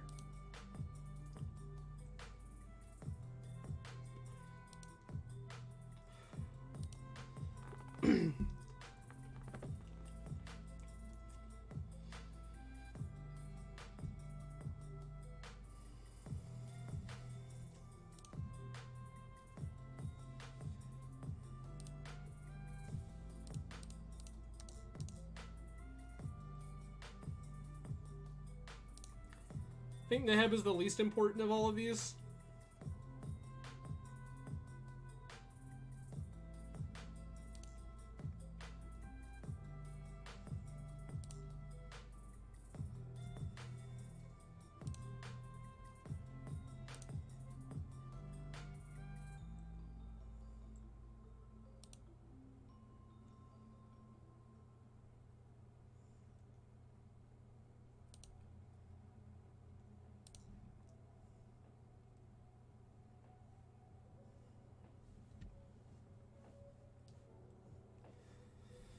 This is such a weird position to be in.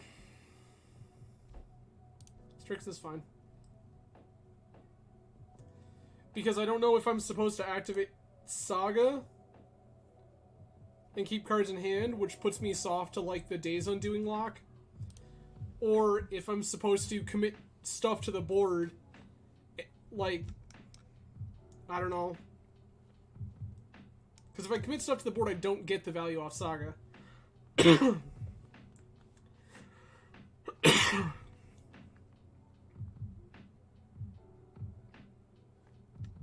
Yeah, drone.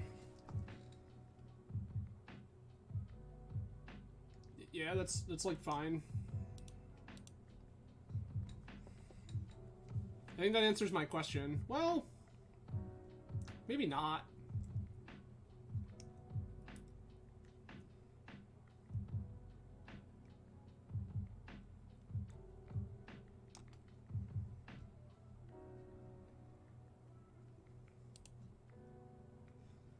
Sure. 1, 2, 3, 4. This is all fine, actually.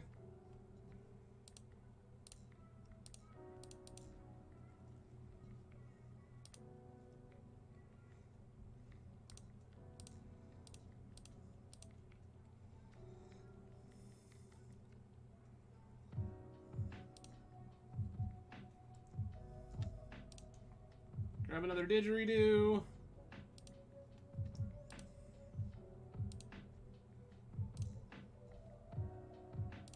Split one apiece.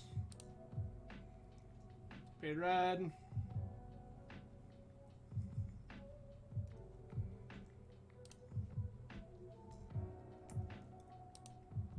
Kill Gadrone. 1, 2, 3, 4, 5. We can just cast Morag if we need to.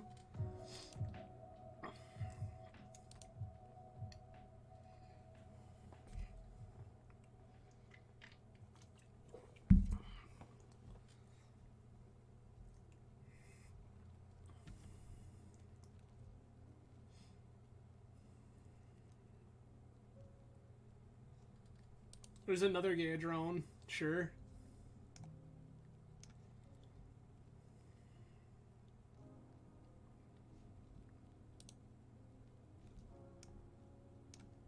How did we put a corruption counter on this?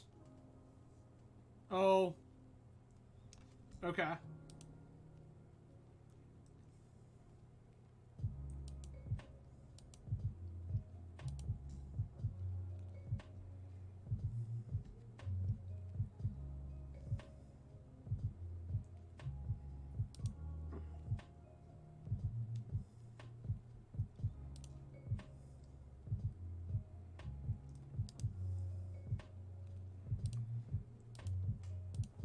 I think it's correct here to attack Gadrone because I don't want to lose one of these idiots forever.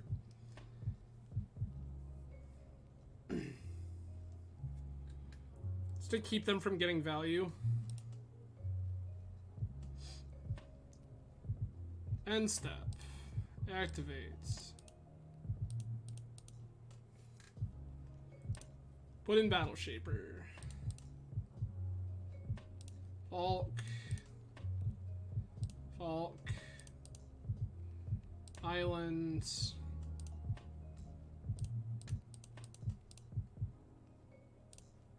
Put in Morag.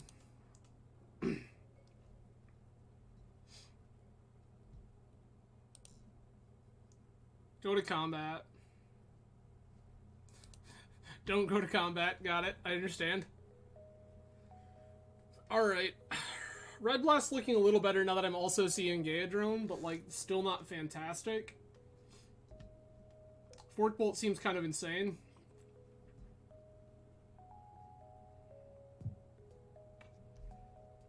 Maybe I'll cut the Fluster for a Red Blast.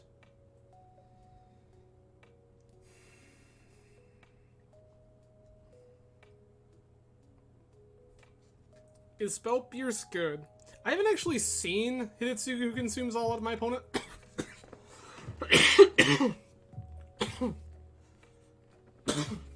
Excuse me, I'm so sorry.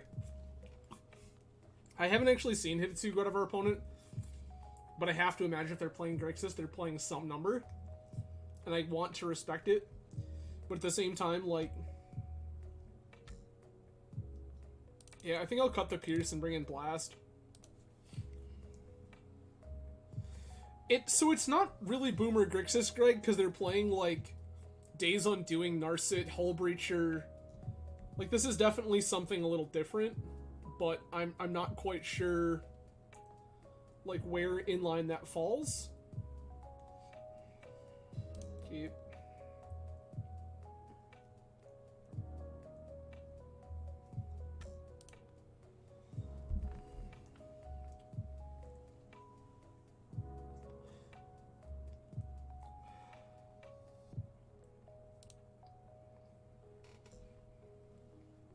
Like, this is definitely a Days Undoing list, but I feel like they have to be playing Hidetsugu, we just haven't seen it. And that seems so strange to me.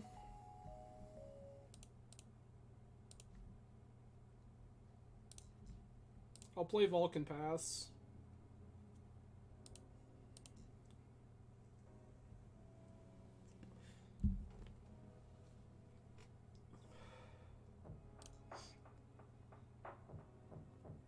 Delta fetch.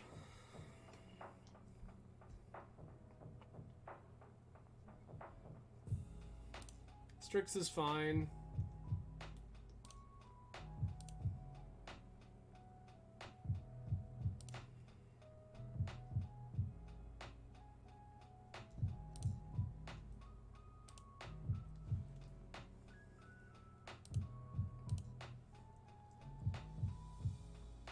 I feel like we're not in a position right now where we're actually hurting.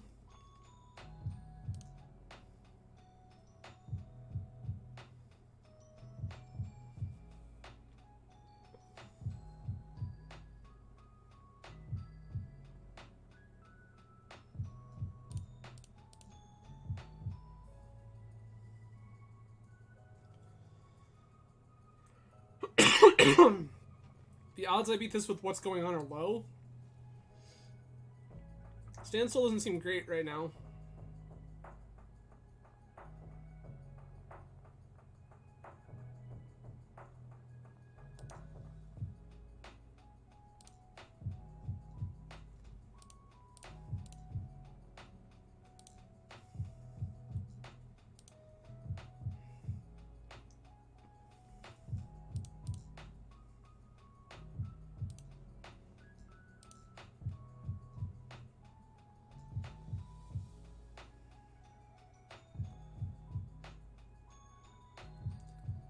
No. Urza's Saga is the reason we can't.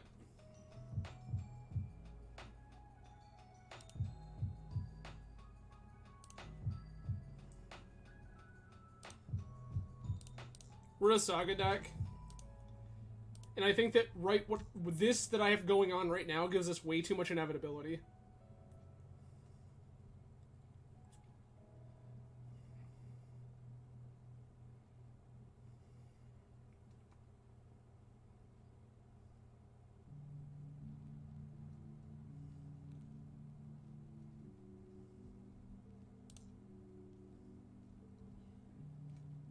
Okay.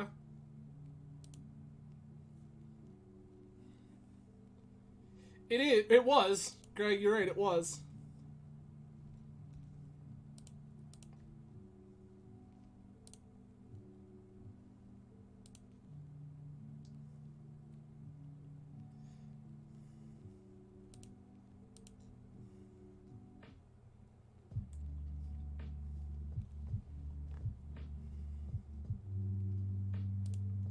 How is this card still in your deck?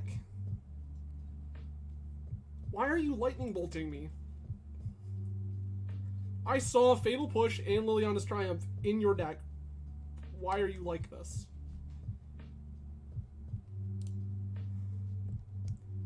That's not great, not gonna lie.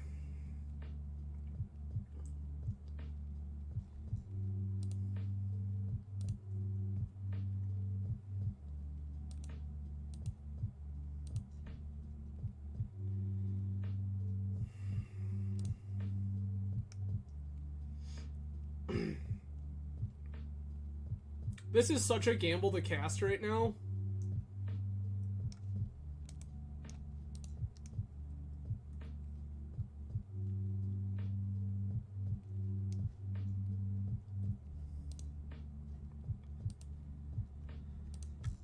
Oh god, this is so bad.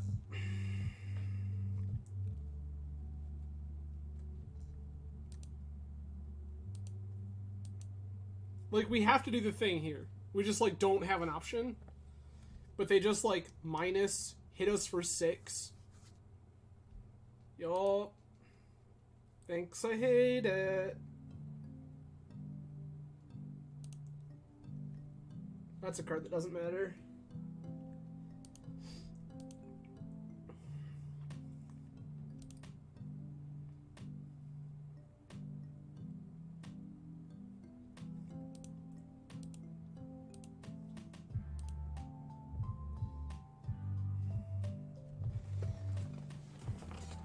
Like, opponent could try to live the high roll life here and try to fish for more bolts. I don't know how many they have in their deck.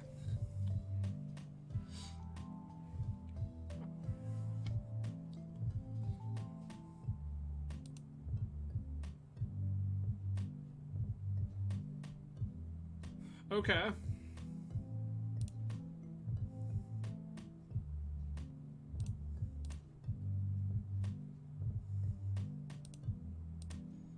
We're gonna kill Digeridoo here before we die to it.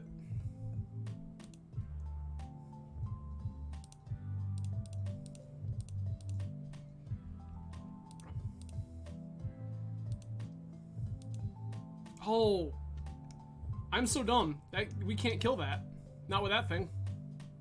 Wow, that's bad. Big yikes.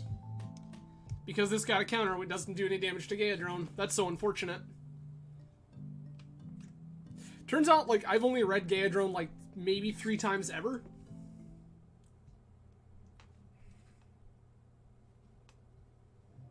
Big yikes.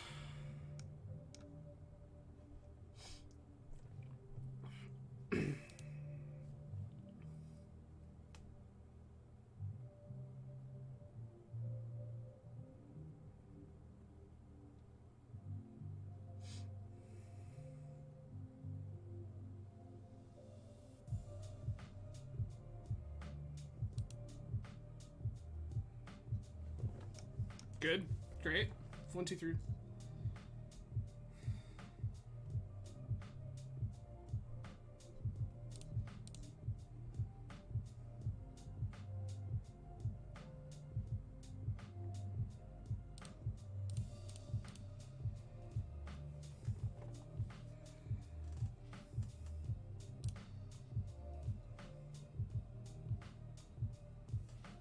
We might actually just take this all of a sudden.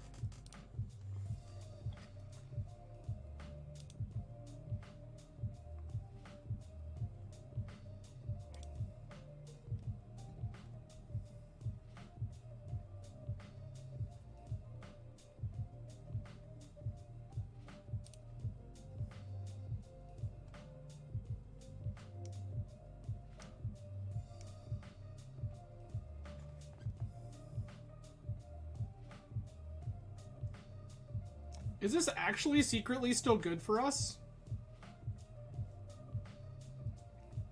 Discard 2, get 2, still have a land drop, put in Akum Warrior. That's so well, but I think this is actually still good for us. I'm gonna do this.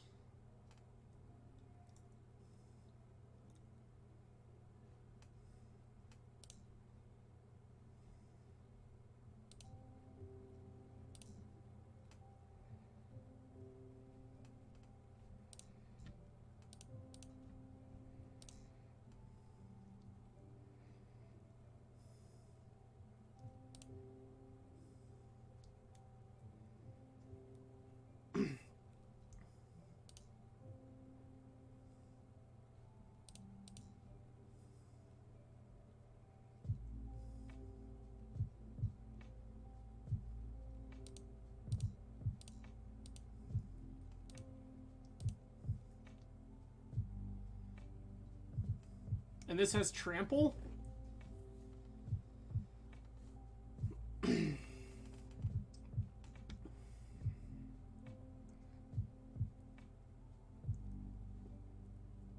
That's 6.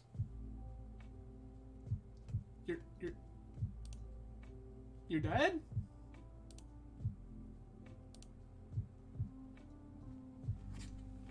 Hey! Well, we punted the first game and it didn't matter, so that's always good, I guess. But hey, sweet. That's 2 and 2. We can turn this around, take our pity chest, and Uh-oh. We played this same player earlier. They have restarted a league. I will keep.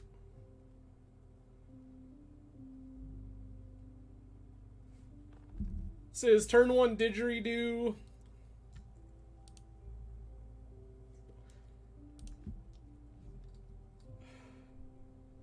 That's even better.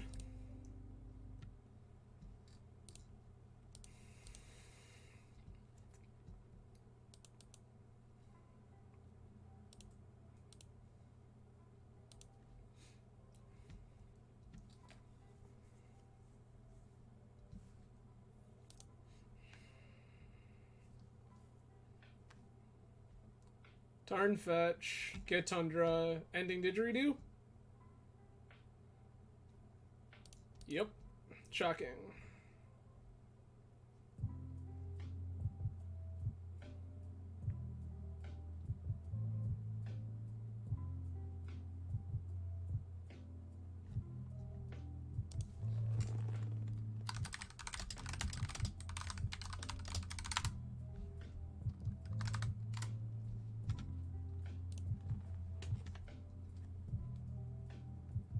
Alright.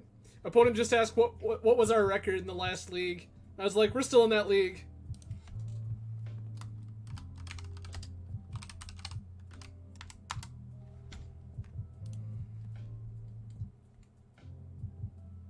Okay.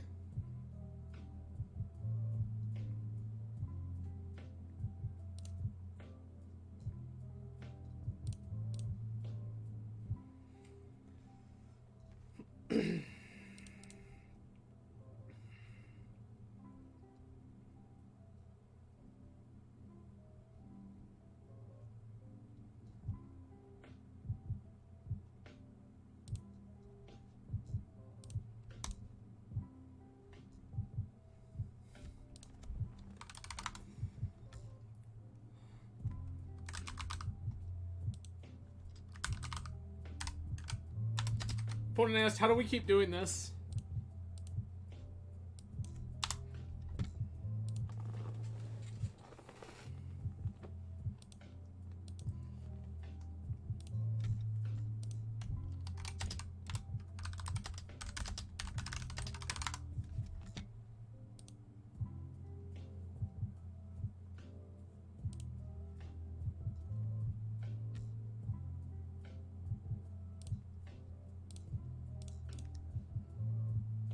I'm just gonna drop this Standstill here.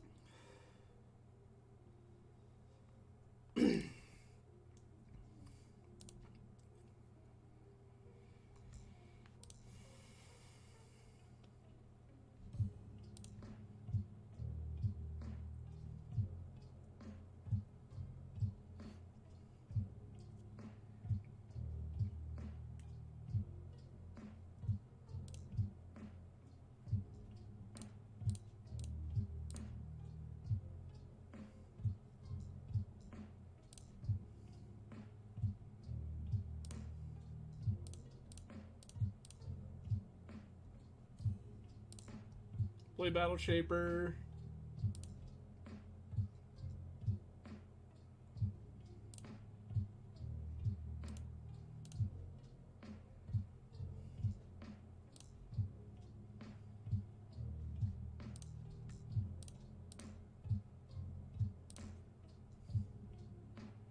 Go to combat 5.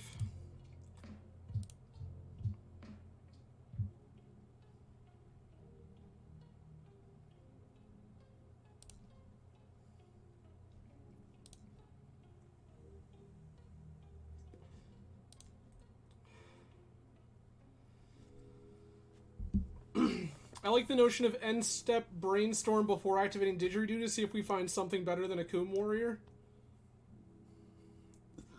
if we don't, we still have access to Force of Will.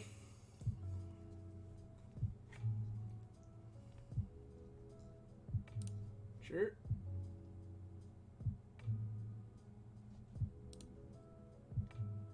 Opponent putting Prismatic Ending up top.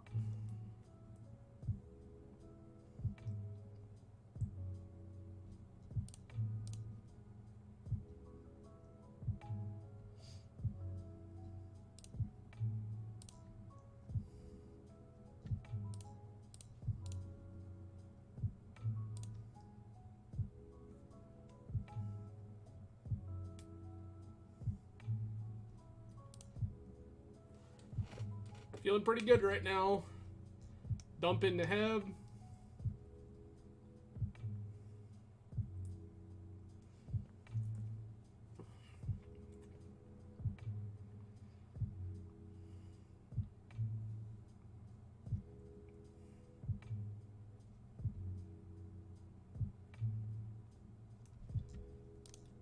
Opponent brainstorms.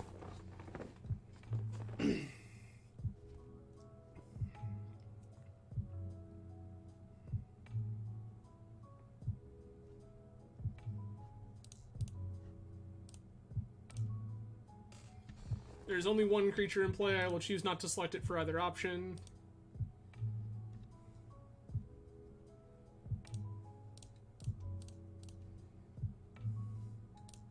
Dump into Heb.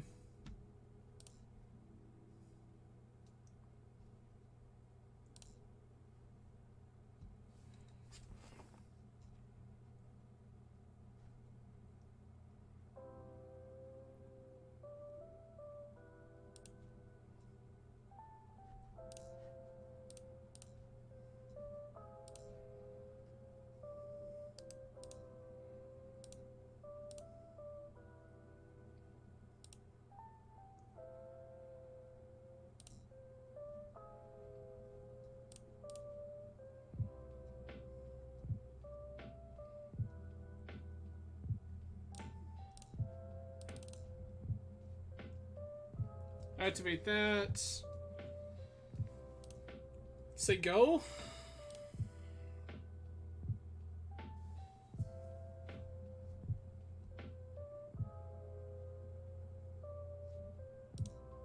This is fine.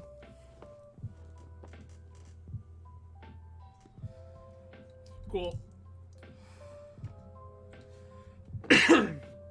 Blast, blast. Flustered, Pierce. Cut commands.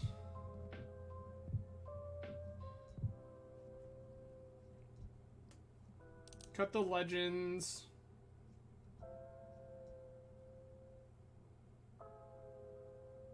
Cut Lantern where I don't think it matters now that I'm thinking about it again. And we're not bringing in Caracas here, so we cut Battle Shaper, I think.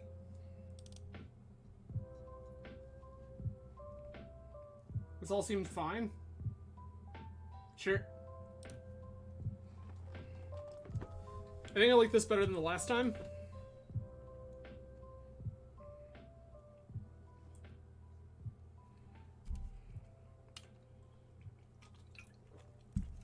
Truth be told, I can't tell you what I did the last time, but...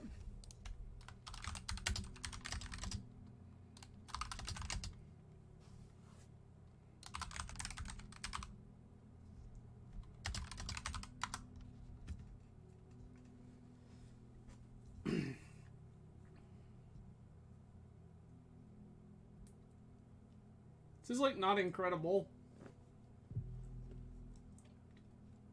I think I'm gonna keep it. This is one of those brainstorm bail me out hands.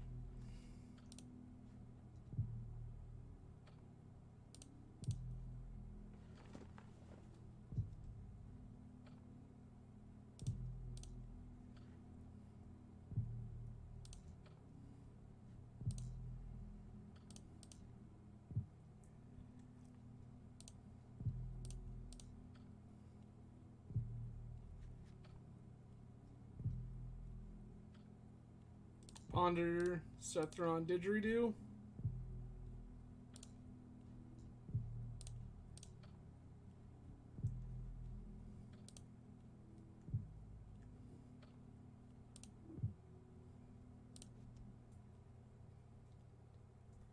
Next turn we can just like Urza Saga, activate Digeridoo, put Sethron into play. Yeah, it's fine.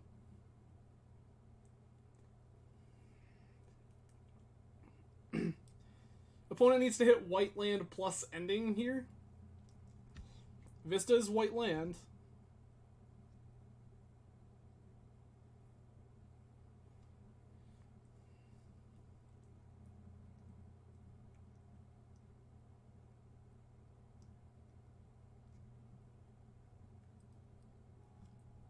Oh, that's so good.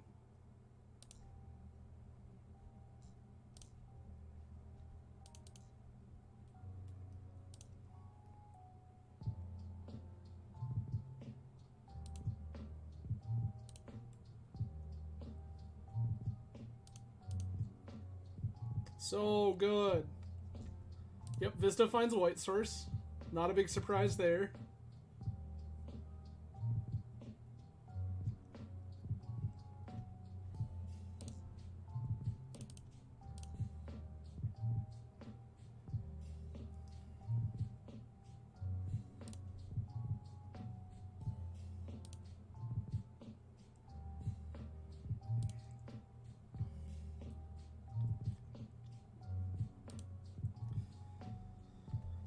We make multiple bodies. Opponent fetches Tundra.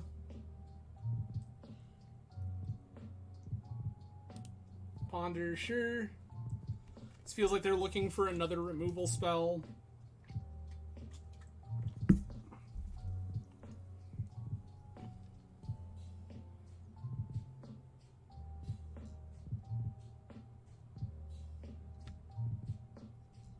They found it. Okay.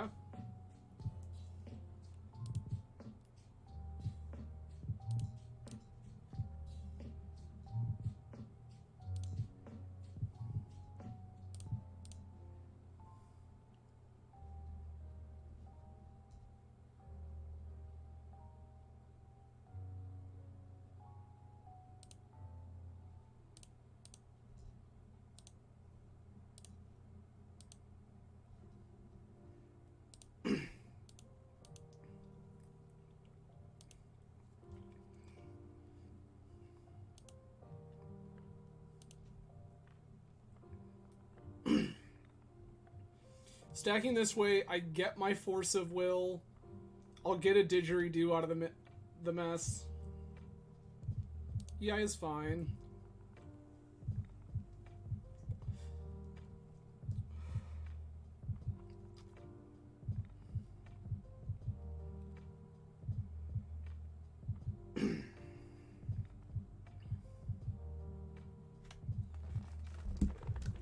So again, for everyone joining late, hello, I'm Adam. Tonight we're playing Blue-Red HornStill, a Digeridoo Urza's Saga Standstill production. So Brian Koval, also known as Bosch and Roll, recently went 5-0 with this list. People have been working on it. Deck seems pretty cool. This is my first time playing it. Deck seems interesting. I'm not exactly the most experienced pilot with it, but it definitely seems neat.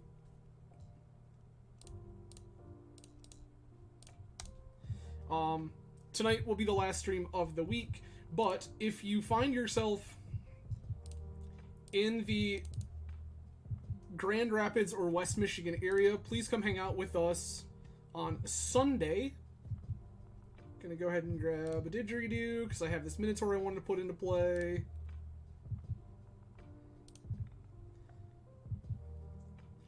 But if you are in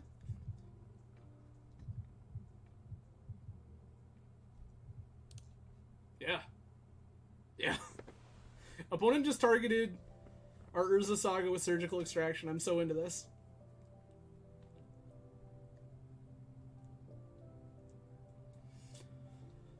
Anyway, if you find yourself in the Grand Rapids, Michigan, or general West Michigan area this Sunday, every Sunday at 2 p.m. Eastern Standard Time, our local Legacy community hosts a full proxy Legacy event. It is a good time. There are indeed prizes, and we get to sit and have drinks and hang out with each other, and it's a very, very enjoyable experience. I would very much recommend it.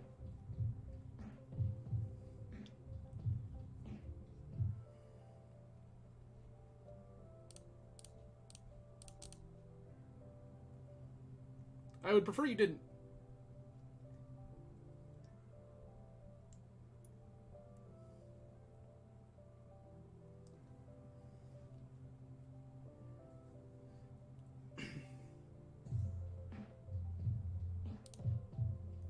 This is unfortunate, but it resolves.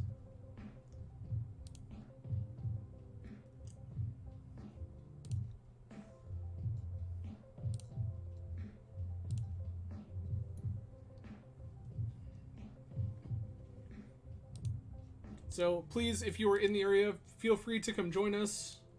We love new friends, and we love playing Legacy, so it would be great to see you out there.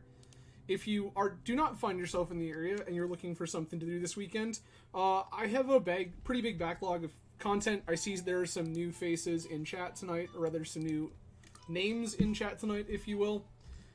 Please, if you are interested in Legacy, Vintage, Pauper, or Cube, feel free to check me out on YouTube. You can find the link down below. On Twitch. I post pretty much every time I stream. That it gets truncated a little bit and sent over to YouTube so that you can view it at your leisure. As much as VODs on Twitch are fantastic and good and everything, I am not a huge fan. For the simple reason that I don't necessarily love the formatting of it all. And then Twitch's ads can be a little invasive, where YouTube's seem to be a little more tolerable. So please feel free to check that out if you're ever interested in more content. Again, I play primarily Legacy, Vintage, Pauper, and Cube. My range is pretty vast. I have... In Legacy alone, I have played Post, I have played Death and Taxes, I've played various other fair mid-range decks. I have played Delver like once ever. That's fine. Snappy Eye. It's probably supposed to be Snappy Eye. Yep. I have played Show and Tell decks. I have played other Reanimator, all sorts of nonsense. In Vintage, you will often find me casting the card Tinker in some capacity, alongside every piece of blue power, and if I can find the space, copies, at least the copy we're allowed of Monastery Mentor. In Pauper, my space is kind of a little more varied these days. I play all sorts of stuff based on whatever I happen to be feeling that moment.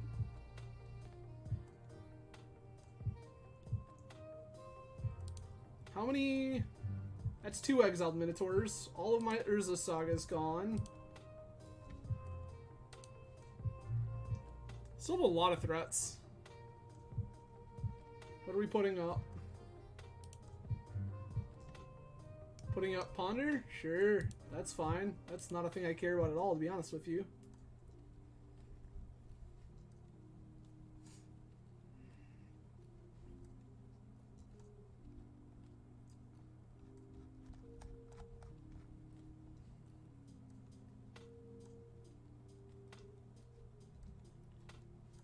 That's unfortunate.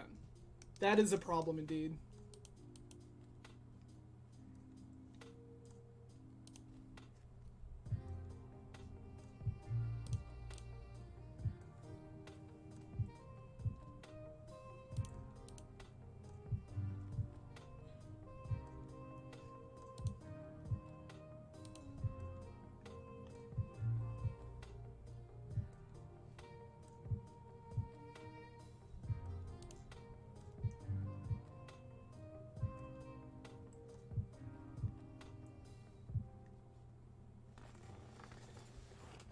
Okay.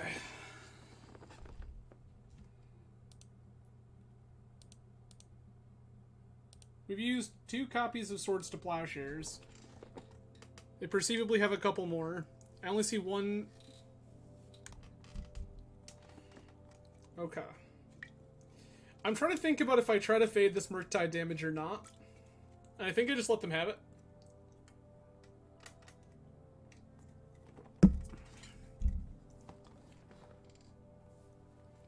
Correct, Yokel. This is indeed the same opponent we played previously. This is not the round 1 opponent, I think. I think this was our round 3 opponent. They went 0-4. And then dropped from their league. And have now queued up playing Jeskai.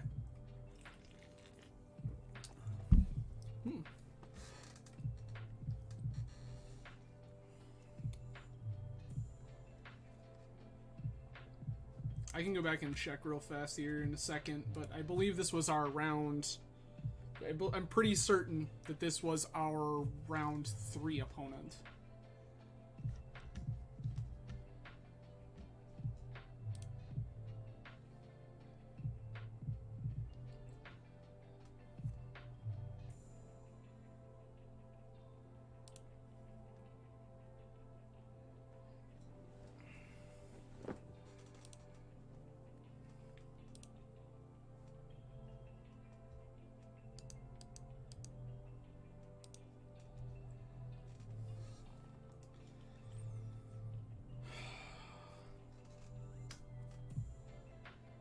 Yeah, I mean, we're playing a Standstill deck. That's kind of to be expected. The card doesn't say take your time for nothing. I have to decide here if I want to put this in and try to force them into attack with a Snapcaster to try to clock damage. I think I do.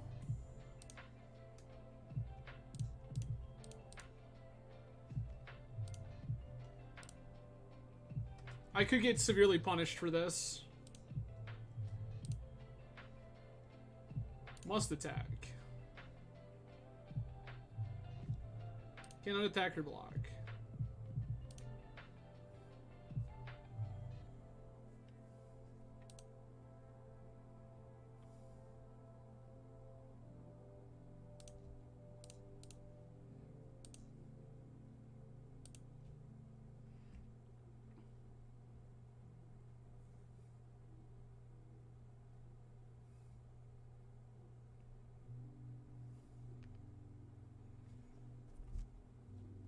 This Battle Shaper is really going to let us control combat from this point forward.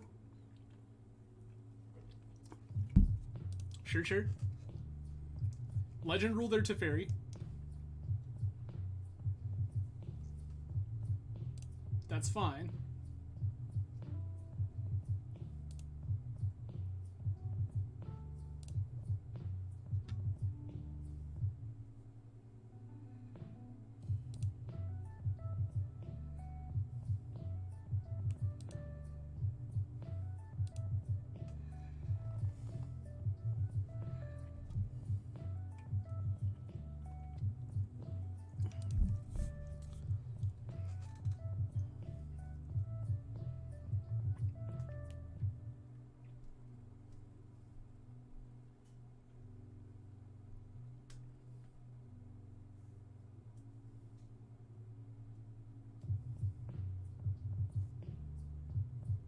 I don't need to play cute here. Game plan here is just going to be let them do what they're going to do.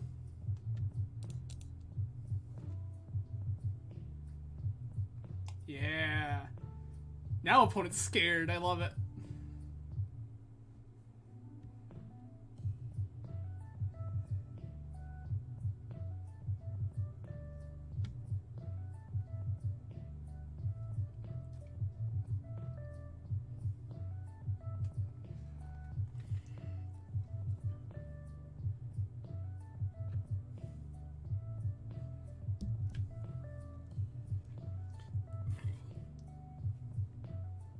Sure.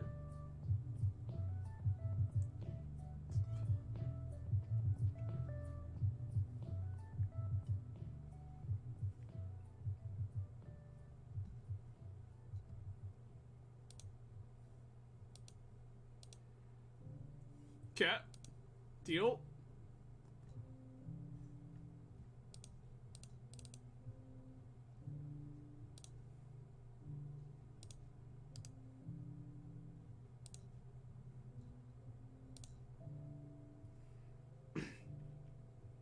Double Battle Shaper. Let's go.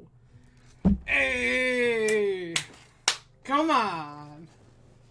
Sweet! So, yeah, Yokel, not only did that give us another go at the same play when they returned that, but, like, it let us really shape when and how things happened. Because we got to decide, when does that creature come into play? When do we care? Like, I was happy to let them crash in with the Murktide.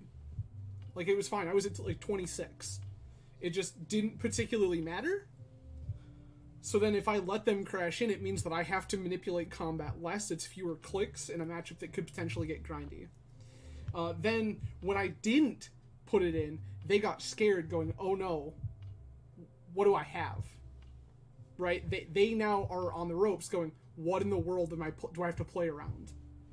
And the answer was Double Battle Shaper, which they basically couldn't beat. So that was pretty dope. Because at that point, both Battle Shapers say both Murktides can't block. And then we crash in for 10. They take 5. Block with their Snapcaster. That dies. On their turn, Battle Shapers both say neither one of these Murktides attacks. Then we go ahead and, on our turn, none of these Murktides blocks kill you. So, the deck's actually, like, way more nuanced than I would have expected. Like, when you say to me, Minotaur, Digeridoo, Standstill, I feel like it's a meme, but this very much wasn't a meme. This deck actually seems very good. I do wish I can kind of go back to what I was talking about earlier here. This is the exact list that we played tonight. My biggest problem lies entirely in this sideboard. I don't like this weird hodgepodge configuration, one of this, one of that. Like, I would really like... I don't mind the Pyro Red Blast split, that's fine, that makes perfect sense. But, like, this Spell Pierce should probably just be another Fluster or a Blast. I think that's pretty fine. The weird split between Hurkyl's Recall and Shattering Spree and a single Abrade, that seems kind of unnecessary.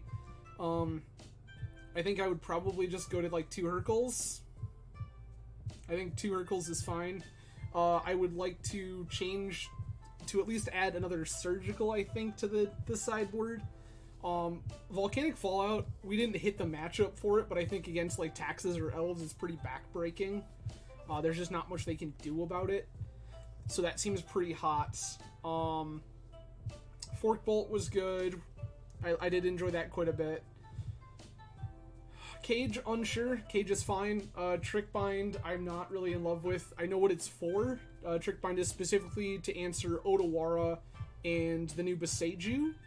I don't know that we need it, but I get it. I think that, like, subsequently we could try to play, like, I think that if those things only happen, like, once in a game, that's probably fine. I think that we have enough ability to play around it.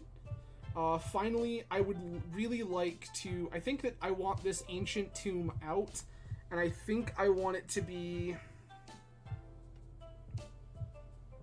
I think that Ancient Tomb is supposed to be Plateau. And that's the weirdest thing to say, but I think it's supposed to be Plateau specifically because we have so many, like, 1, 2, 3, 4, 5, 6, 7, 8 red cards. Like, 8 red cards. Plus, I would like to be able to cast Boros Battle Shaper. So I think that the density of our red spells is high enough that it's supposed to be Plateau over Tundra, and all of our fetch lands still fetch Plateau. I don't think the Ancient Tomb is excellent. I think as a one-of, it's pretty medium.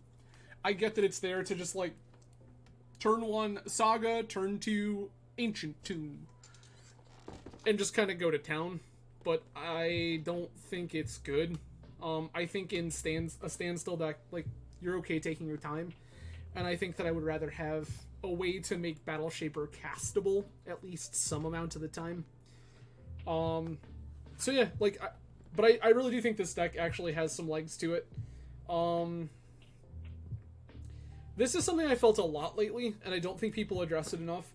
I don't think that a lot of the new, especially the blue Urza Saga decks, I don't think they need Retrofitter Foundry. I understood, so Foundry in Ninjas makes a ton of sense. That makes absolute perfect sense. Foundry in like a deck like,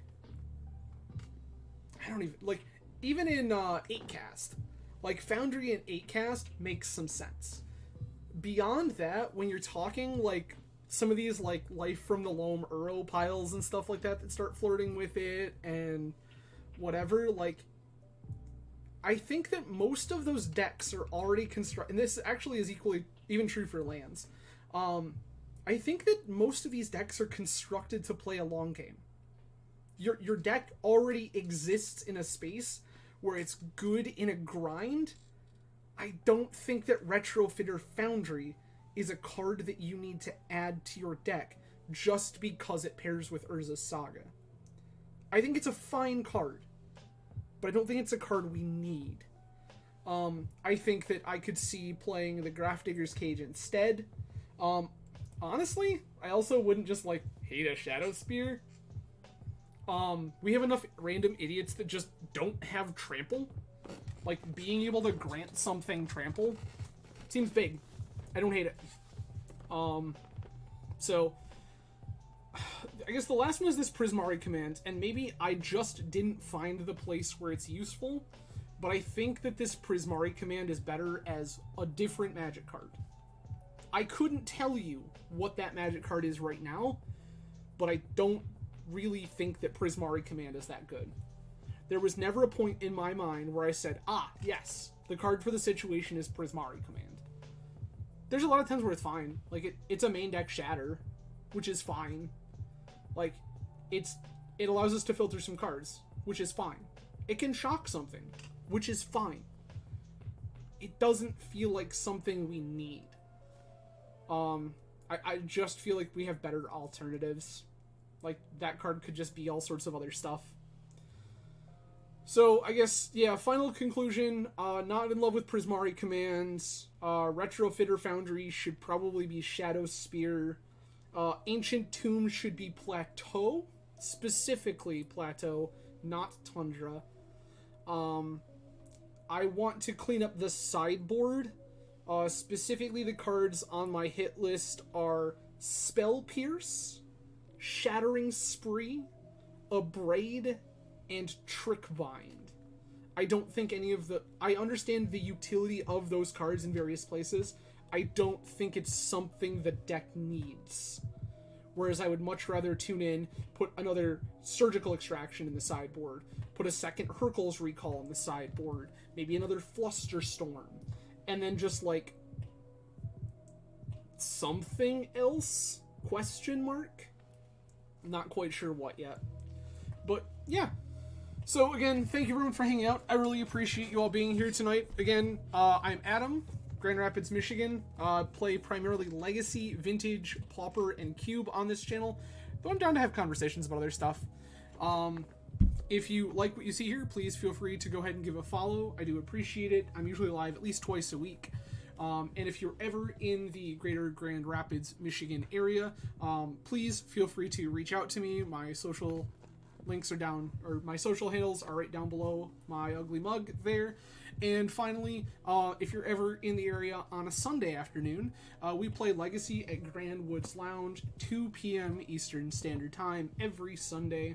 It is full proxy, so please feel free to bring your proxy playtest decks. We are happy to have you and enjoy the format we love with others. In the meantime, thank you everyone for joining. I appreciate you all being here tonight, and I hope that you all have a great evening. Cheers. Have a good night, everybody.